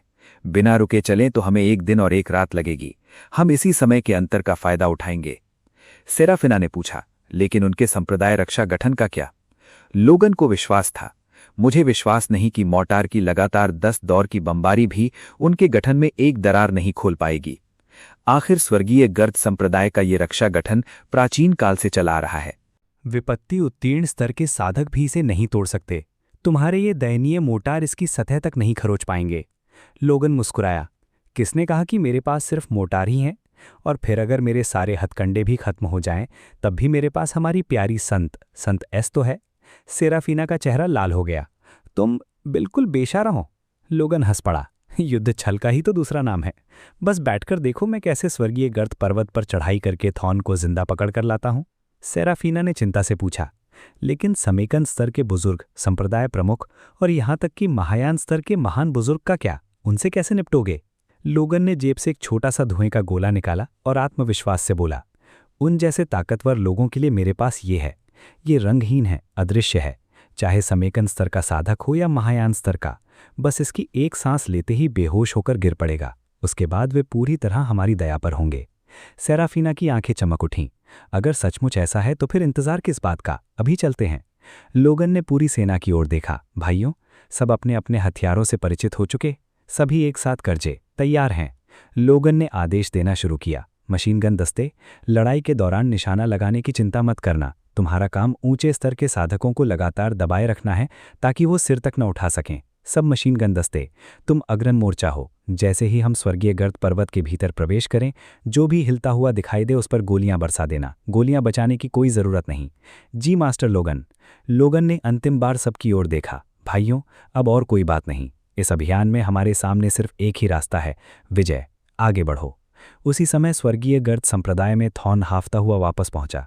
किसी ने आश्चर्य से पूछा, थॉन, तुम इतनी जल्दी लौट आए? क्या महारानी सेराफीना को पकड़ लाए? दूसरा हंसते हुए बोला, जब तीसरे बुजुर्ग स्वयं निकलते हैं तो उनका प्रहार स्वर्गीय बिजली जैसा होता है। अब तक अज्योर नगर तो खंडहर बन चुका होगा। थॉन ने गुस्से से दांत पीसते हुए कहा, खंडहर तुम्हारा सिर। मुझे बुरी तरह हराकर भागने पर मजबूर कर दिया गया, और जो 1000 शिष्य मैं साथ लेकर गया था, उनमें से एक भी जिंदा नहीं बचा। सभा में सन्नाटा छा गया। क्या कहा? पूरी सेना खत्म? थॉन ने सिर हिलाया। हाँ, चाहे सेराफीना अपनी पूरी शक्ति वापस भी पा लेती, फिर भी वो अकेले मुझे और हजारों देव रूपांतरण तथा नेसेंट सोल साधकों को नहीं हरा सकती थी। असली खतरा उसके साथ खड़ा वो नरश्वर है, लोगन। वो नरश्वरों की सेना का नेतृत्व करता है और किसी तरह के शापित हथियारों तथा अजीब काली विद्या का इस्तेमाल करता है। वो बेहद खतरनाक है। एक बुजुर्ग ने व्यंग्य से कहा, एक नरश्वर जिसके पास आध्यात्मिक मूल तक नहीं, उसने तुम्हारे 1000 श्रेष्ठ साधकों का सफाया कर दिया। थॉन, क्या बुढ़ापे में तुम्हारा दिमाग जवाब दे गया है? थॉन चीख पड़ा, पागल तुम हो। उन शापित हथियारों में से कुछ तो कई मील दूर से तुम्हारी खोपड़ी में छेद कर सकते हैं, कुछ बिना बादलों के आसमान से बिजली बरसा देते हैं, और सबसे डरावनी बात, हर एक नरश्वर के हाथ में ऐसा हथियार है। सभा में बैठे सभी बुजुर्गों के चेहरे गंभीर हो गए।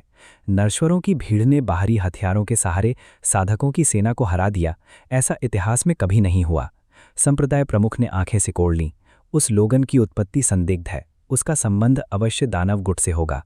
थॉन तुरंत बोला, संप्रदाय प्रमुख, लोगन की काली शक्तियां अत्यंत भयावह हैं। संप्रदाय की सुरक्षा के लिए केवल महान बुजुर्ग ही उसे दबा सकते हैं। इसी बीच लोगन अपनी सेना के साथ स्वर्गीय गर्द संप्रदाय के पर्वतीय क्षेत्र को दूर से देख रहा था।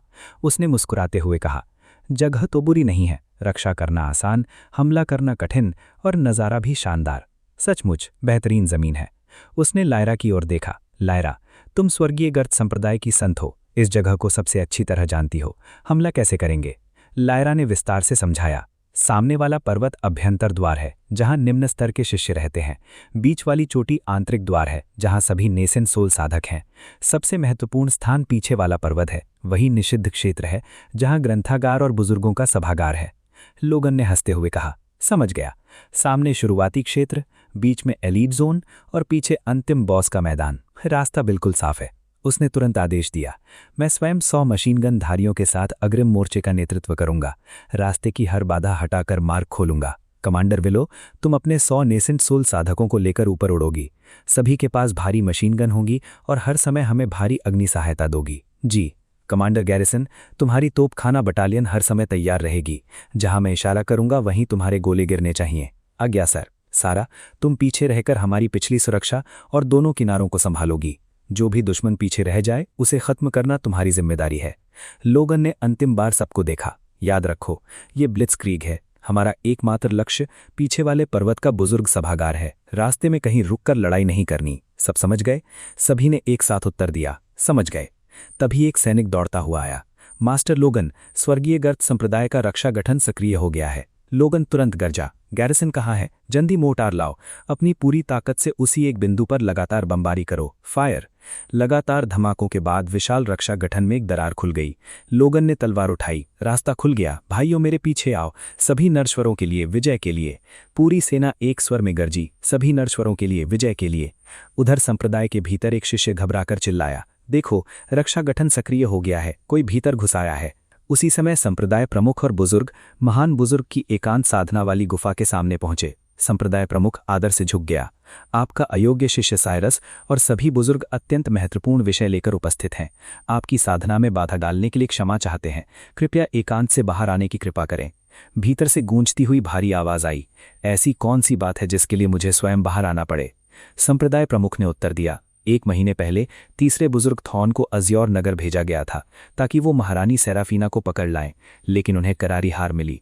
उनके साथ गए 1000 श्रेष्ठ शिष्य लगभग पूरी तरह नष्ट हो गए। शत्रु के पास ऐसे भयानक शापित हथियार हैं जिन्हें सामान्य नरशाय भी चला सकते हैं। इस युद्ध में हमने अपने 1000 श्रेष्ठ साधक खो दिए।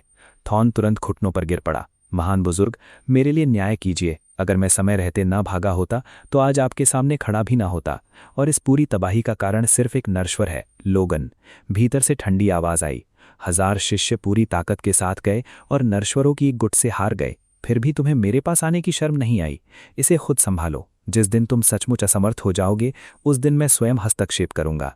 तभी एक शिष्य घबराकर भीतर दौड़ा। संप्रदाय प्रमुख, बुजुर्गों, बहुत बुरी खबर है। रक्षा गठन सक्रिय हो चुका है और पर्वत के आधार वाला गठन तोड़ दिया गया है। संप्रदाय प्रमुख का चेहरा बदल गया।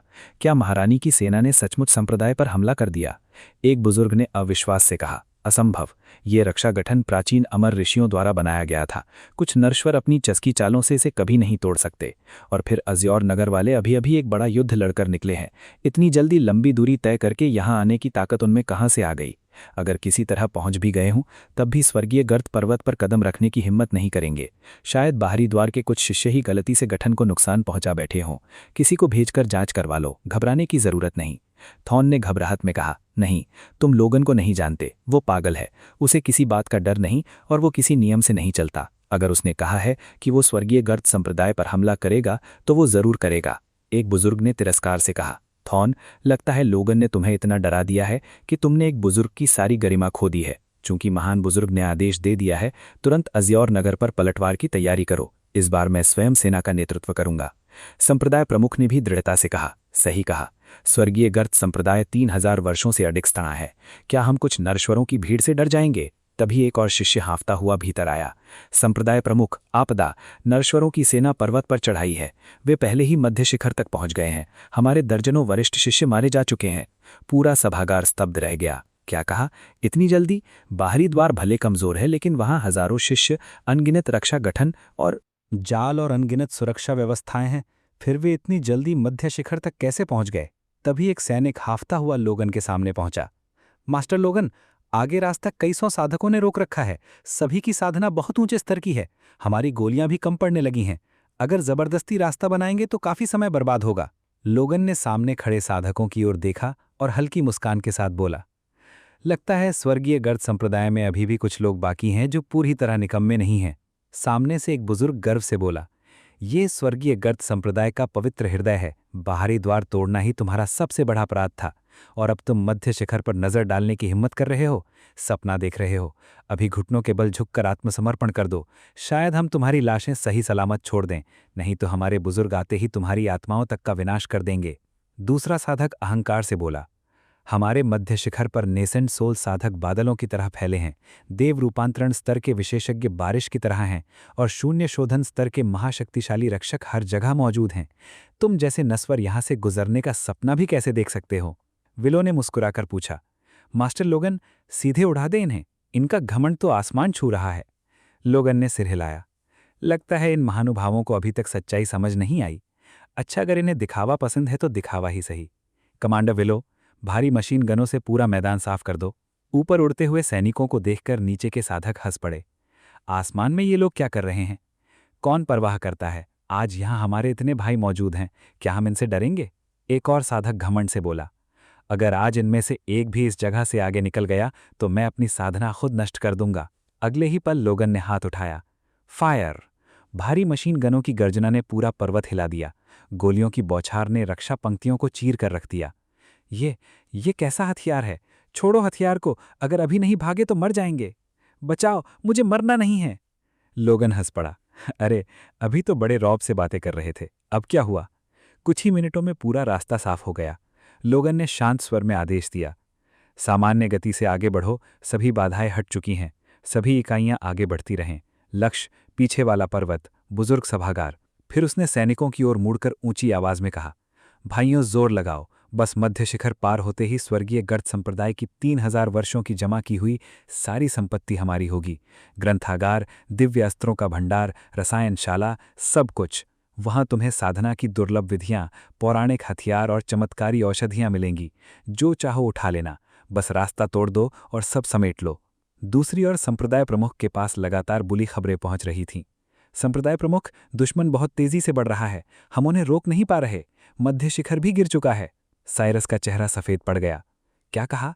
सैकड़ों श्रेष्ठ साधक, दर्जनों देव रूपांतरण स्तर के विशेषज्ञ और इतने सारे रक्षा गठन एक अगरबत्ती की डंडी जलने जितनी देर भी नहीं टिक पाए। उसने अविश्वास से पूछा, तो क्या सेराफिना की सेना सचमुच यहां तक पहुंच गई? क्या सेराफिना स्वयं युद्ध कर रही है? संदेशवाहक ने सिर हिलाया। हमने महारानी सेराफिना को देखा तक नहीं। हमला करने वाले तो सिर्फ नस्वर थे, जिनके हाथों में ऐसे हथियार थे जिन्हें हमने पहले कभी नहीं देखा। हर विस्फोट मानो स्वर्गीय बिजली की तरह धरती हिला देता था। उसका सामना करना असंभव था। साइरस बुदबुदाया, ये कैसे हो सकता है? स्वर्गीय गर्द संप्रदाय संसार का सबसे महान संप्रदाय है। हम नश्वरों से भी हार रहे हैं। फिर उसने अपने लोगों पर क्रोध से चिल्लाते हुए कहा, निकम्मो, तुम सब युद्ध में डर कर भागे होगे। रास्ता दिखाओ, मैं खुद देखूंगा कि आखिर ऐसा कौन सा दुश्मन है जिससे पूरा स्वर्गीय गर्द संप्रदाय नहीं निपट पा रहा। कुछ ही देर बाद वो लोगन के सामने पहुंच गया। कौन हो तुम? स्वर्गीय गर्द संप्रदाय के निषिद्ध क्षेत्र में घुसकर हमारे शिष्यों का संहार करने की हिम्मत कैसे हुई? लोगन ने मुस्कुराकर जवाब दिया, मेरा सिर्फ एक ही नाम है, अज्योर नगर का सुरक्षा प्रमुख, दिव्य महारानी का प्रधानमंत्री, लोगन। साइरस की आंखें सिकुड़ गईं। तो तुम ही वो नश्वर लोगन हो? लोगन ने सिर हिलाया। एक और केवल एक। और संप्रदाय प्रमुख साइरस, बुरा मत मानना, लेकिन तुम्हारे पूरे स्वर्गीय गर्द संप्रदाय में मुझे एक भी काबिल इंसान दिखाई नहीं देता। साइरस क्रोध से कांप उठा।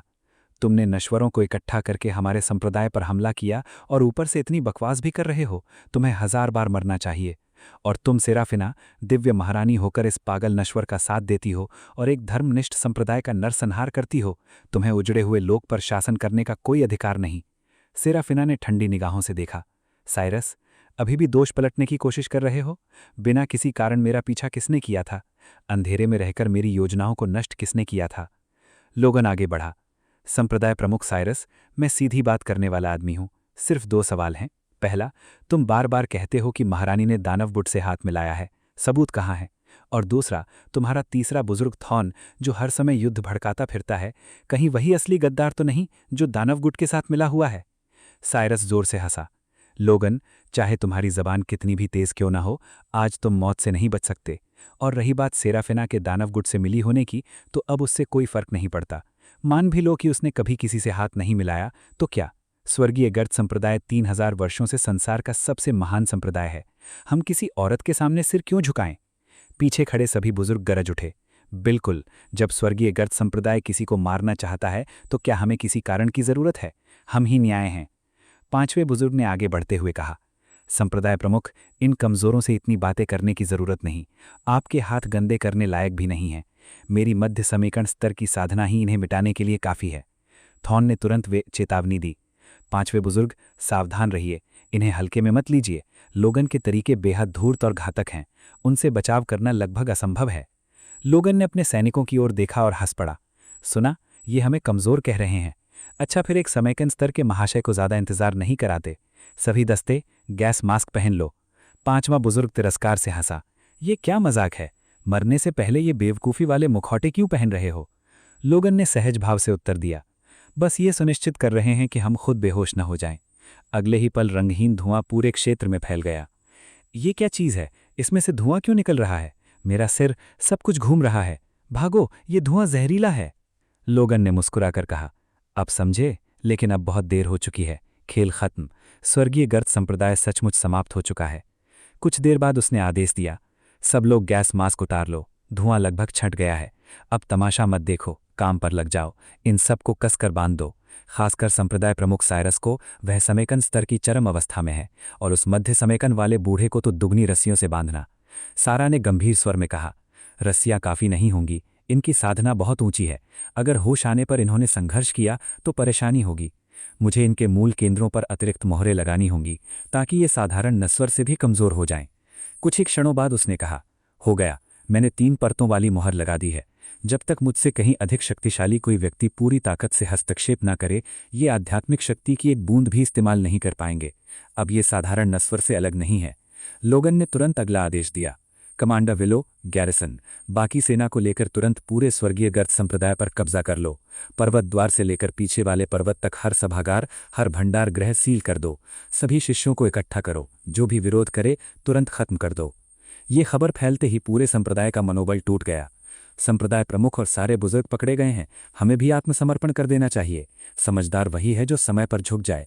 बेकार में संप्रदाय के लिए जान देने का क्या फायदा? 100 वर्षों की साधना यूं ही खो देना सबसे बड़ी मूर्खता होगी।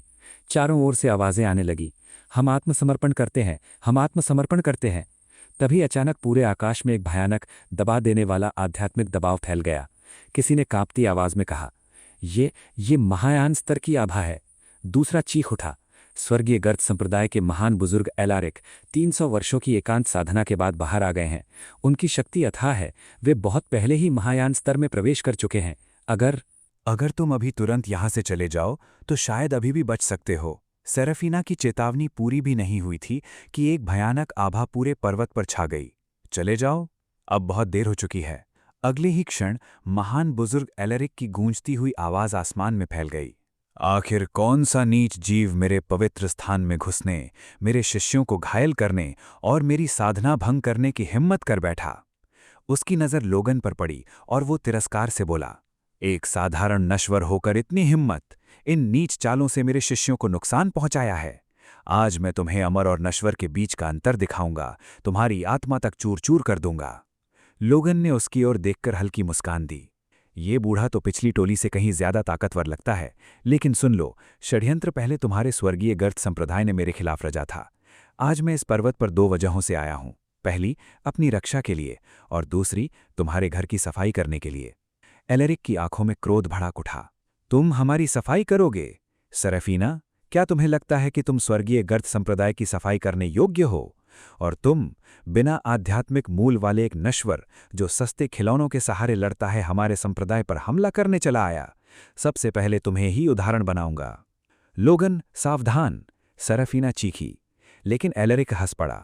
अमर मार्ग की असली शक्ति के सामने तुम्हारे ये खिलौने बच्चों के खेल से ज्यादा कुछ नहीं हैं।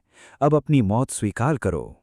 जैसे ही उसने हमला करने के लिए हाथ उठाया, लोगन ने जेब से एक फ्लैशबैंग ग्रेनेड निकाला और उसकी आंखों के सामने फेंक दिया।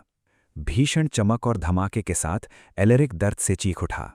आह, मेरी आंखें! लोगन मुस्कुराया। अरे बूढ़े, अब जरा इससे भी तीखी चीज चखो। महायान स्तर का हो या नहीं, पेपर स्प्रे से तो हर किसी को डरना पड़ता है। अगले ही पल उसने तेज पेपर स्प्रे एलरिक के चेहरे पर छोड़ दिया। ये कैसा जहर है? एलरिक की आंखें जलने लगीं। लोगन ने तुरंत उच्च सांद्रता वाली बेहोशी की गैस उसके ऊपर छोड़ दी। अब सोने का समय है। एलरिक लड़खड़ाया। तुमने मेरे साथ क्या किया? लोगन ने हंसते हुए कहा, बस बहुत हो गई बड़ी बड़ी बातें, अब मीठे सपने देखो। सपनों में तुम्हें जो चाहिए सब मिलेगा। अगले ही क्षण महायान स्तर का वो महान बुजुर्ग जमीन पर धड़ाम से गिर पड़ा और गहरी नींद में चला गया। आसपास खड़े सभी लोग स्तब्ध रह गए। ये महायान साधक सचमुच सो गया? कोई अविश्वास से बुदबुदाया। एलरिक बेसुध होकर बड़बड़ाने लगा। मैं कौन हूं? कहां हूं? मैंने इतने साल साधना किस लिए की? विलो अवाक होकर लोगन को देखने लगी। मास्टर लोगन, आपने महान बुजुर्ग के साथ आखिर किया क्या? लोगन ने बेपरवाही से कहा, सब लोग खड़े खड़े क्या देख रहे हो?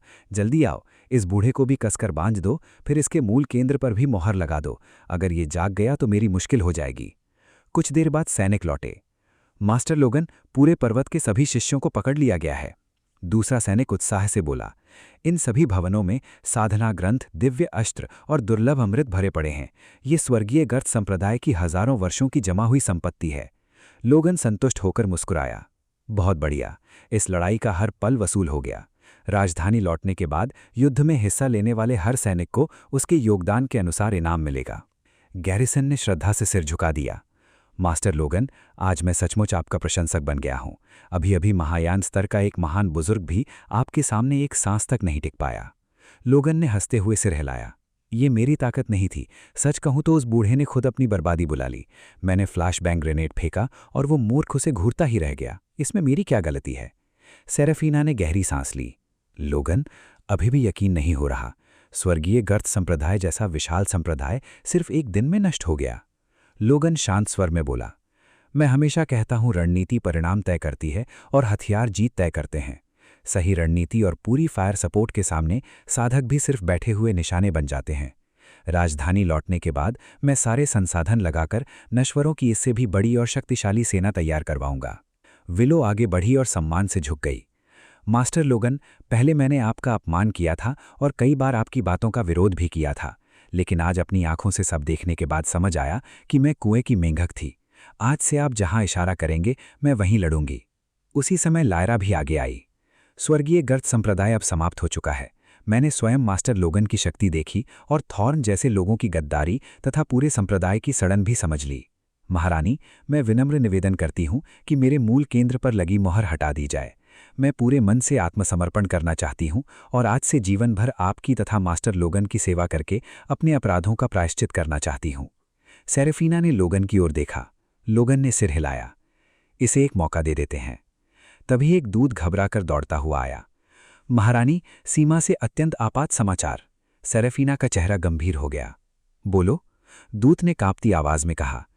3 दिन पहले दानव गुट ने पश्चिमी बाहरी जातियों की सेना से गठबंधन करके उत्तरी सीमा के गोल्डन पास पर अचानक हमला कर दिया। हमारी सेना ने आखिरी सांस तक लड़ाई लड़ी, लेकिन संख्या में बहुत कम थी। गोल्डन पास गिर चुका है। क्या? गोल्डन पास गिर गया? बाहरी जातियों ने हमला कर दिया? दूत ने सिर झुका लिया। गोल्डन पास उत्तर की 13 नगरियों का प्रवेश द्वार है। उसके गिरते ही पूरा उत्तरी क्षेत्र खतरे में आ गया है। अब दानव गुट और बाहरी सेनाएं सीधे भीतर घुस आएंगी। महारानी, हमें तुरंत सहायता सेना भेजनी होगी। लोगन ने बीच में टोका। रुको, तुमने कहा दानव गुट ने बाहरी जातियों से गठबंधन किया है। ये बाहरी जातियां आखिर हैं कौन? मैं अभी इस दुनिया में नया हूं, मुझे इस उजड़े हुए महाद्वीप की व्यवस्था ठीक से समझाओ। गैरिसन ने समझाना शुरू किया। मास्टर लोगन, जिस विशाल भूमि पर हम रहते हैं उसे उजड़ा महाद्वीप कहा जाता है। महारानी का दिव्य राजवंश पूर्व और मध्य के समृद्ध क्षेत्रों पर राज्य करता है, लेकिन पश्चिम में अनंत रेगिस्तान के पार बिल्कुल अलग दुनिया है। वहाँ के लोगों का रूप, भाषा और शक्ति प्रणाली सब हमसे अलग है। उनमें से अधिकांश लंबे चौड़े, सुनहरे बालों और नीली आंखों वाले होते हैं। वो शारीरिक शक्ति नहीं बल्कि जादू का उपयोग करते हैं और खुद को मेज कहते हैं। मेज? लोगन ने उत्सुकता से पूछा। हाँ, उनका जादू बेहद खतरनाक होता है। कोई आग और बर्फ बुला सकता है, कोई धरती और तूफानों को नियंत्रित कर सकता है। उनकी शक्ति हमारी साधना प्रणाली से बिल्कुल अलग है, लेकिन उतनी ही वास्तविक और खतरनाक भी है। सबसे शक्तिशाली मेज तो महायान स्तर के साधकों से भी आगे निकल सकते हैं। सेरेफीना गंभीर स्वर में बोली।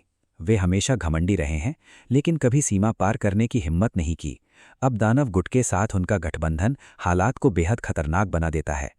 हमने अभी अभी स्वर्गीय गर्त संप्रदाय को नष्ट किया है। जब ये खबर फैलेगी तब कुछ समय तक हमारे राजवंश के पास बाहरी जातियों का सामना करने लायक सर्वोच्च साधक नहीं बचेंगे। उसने चिंतित नज़रों से लोगन की ओर देखा। लोगन, इस बार तुम्हारे पास क्या योजना है? सीमा टूटने की कगार पर है। मुझे सचमुच समझ नहीं आ रहा कि क्या करूं। लोगन कुछ क्षण सोचता रहा, फिर बोला, सारा, मुझे पहले सोचने दो। बाहरी जातियों से लड़ने से पहले मुझे खुद युद्ध भूमि देखनी होगी। दुश्मन को जानो और खुद को जानो, तभी हर लड़ाई जीती जाती है। फिर उसने कहा, सबसे पहले जानकारी जुटाएंगे, लेकिन उससे पहले तैयारी करनी होगी। आज हम स्वर्गीय गर्त संप्रदाय के सभी कैदियों और जब्त की गई संपत्ति को राजधानी लेकर चलते हैं।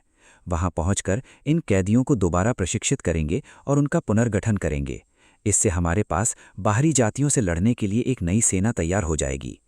किसी ने संदेह से पूछा, मास्टर लोगन, ये लोग तो कुछ दिन पहले तक हमारे कट्टर दुश्मन थे, क्या सचमुच ये महारानी की सेवा करेंगे? लोगन आत्मविश्वास से मुस्कुराया।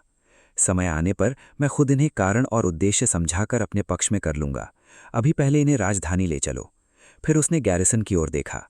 तुम्हें अज्योर नगर में नश्वरों को प्रशिक्षित करने का अनुभव है। इस बार मैं तुम्हें और भी अधिक संसाधन दूंगा।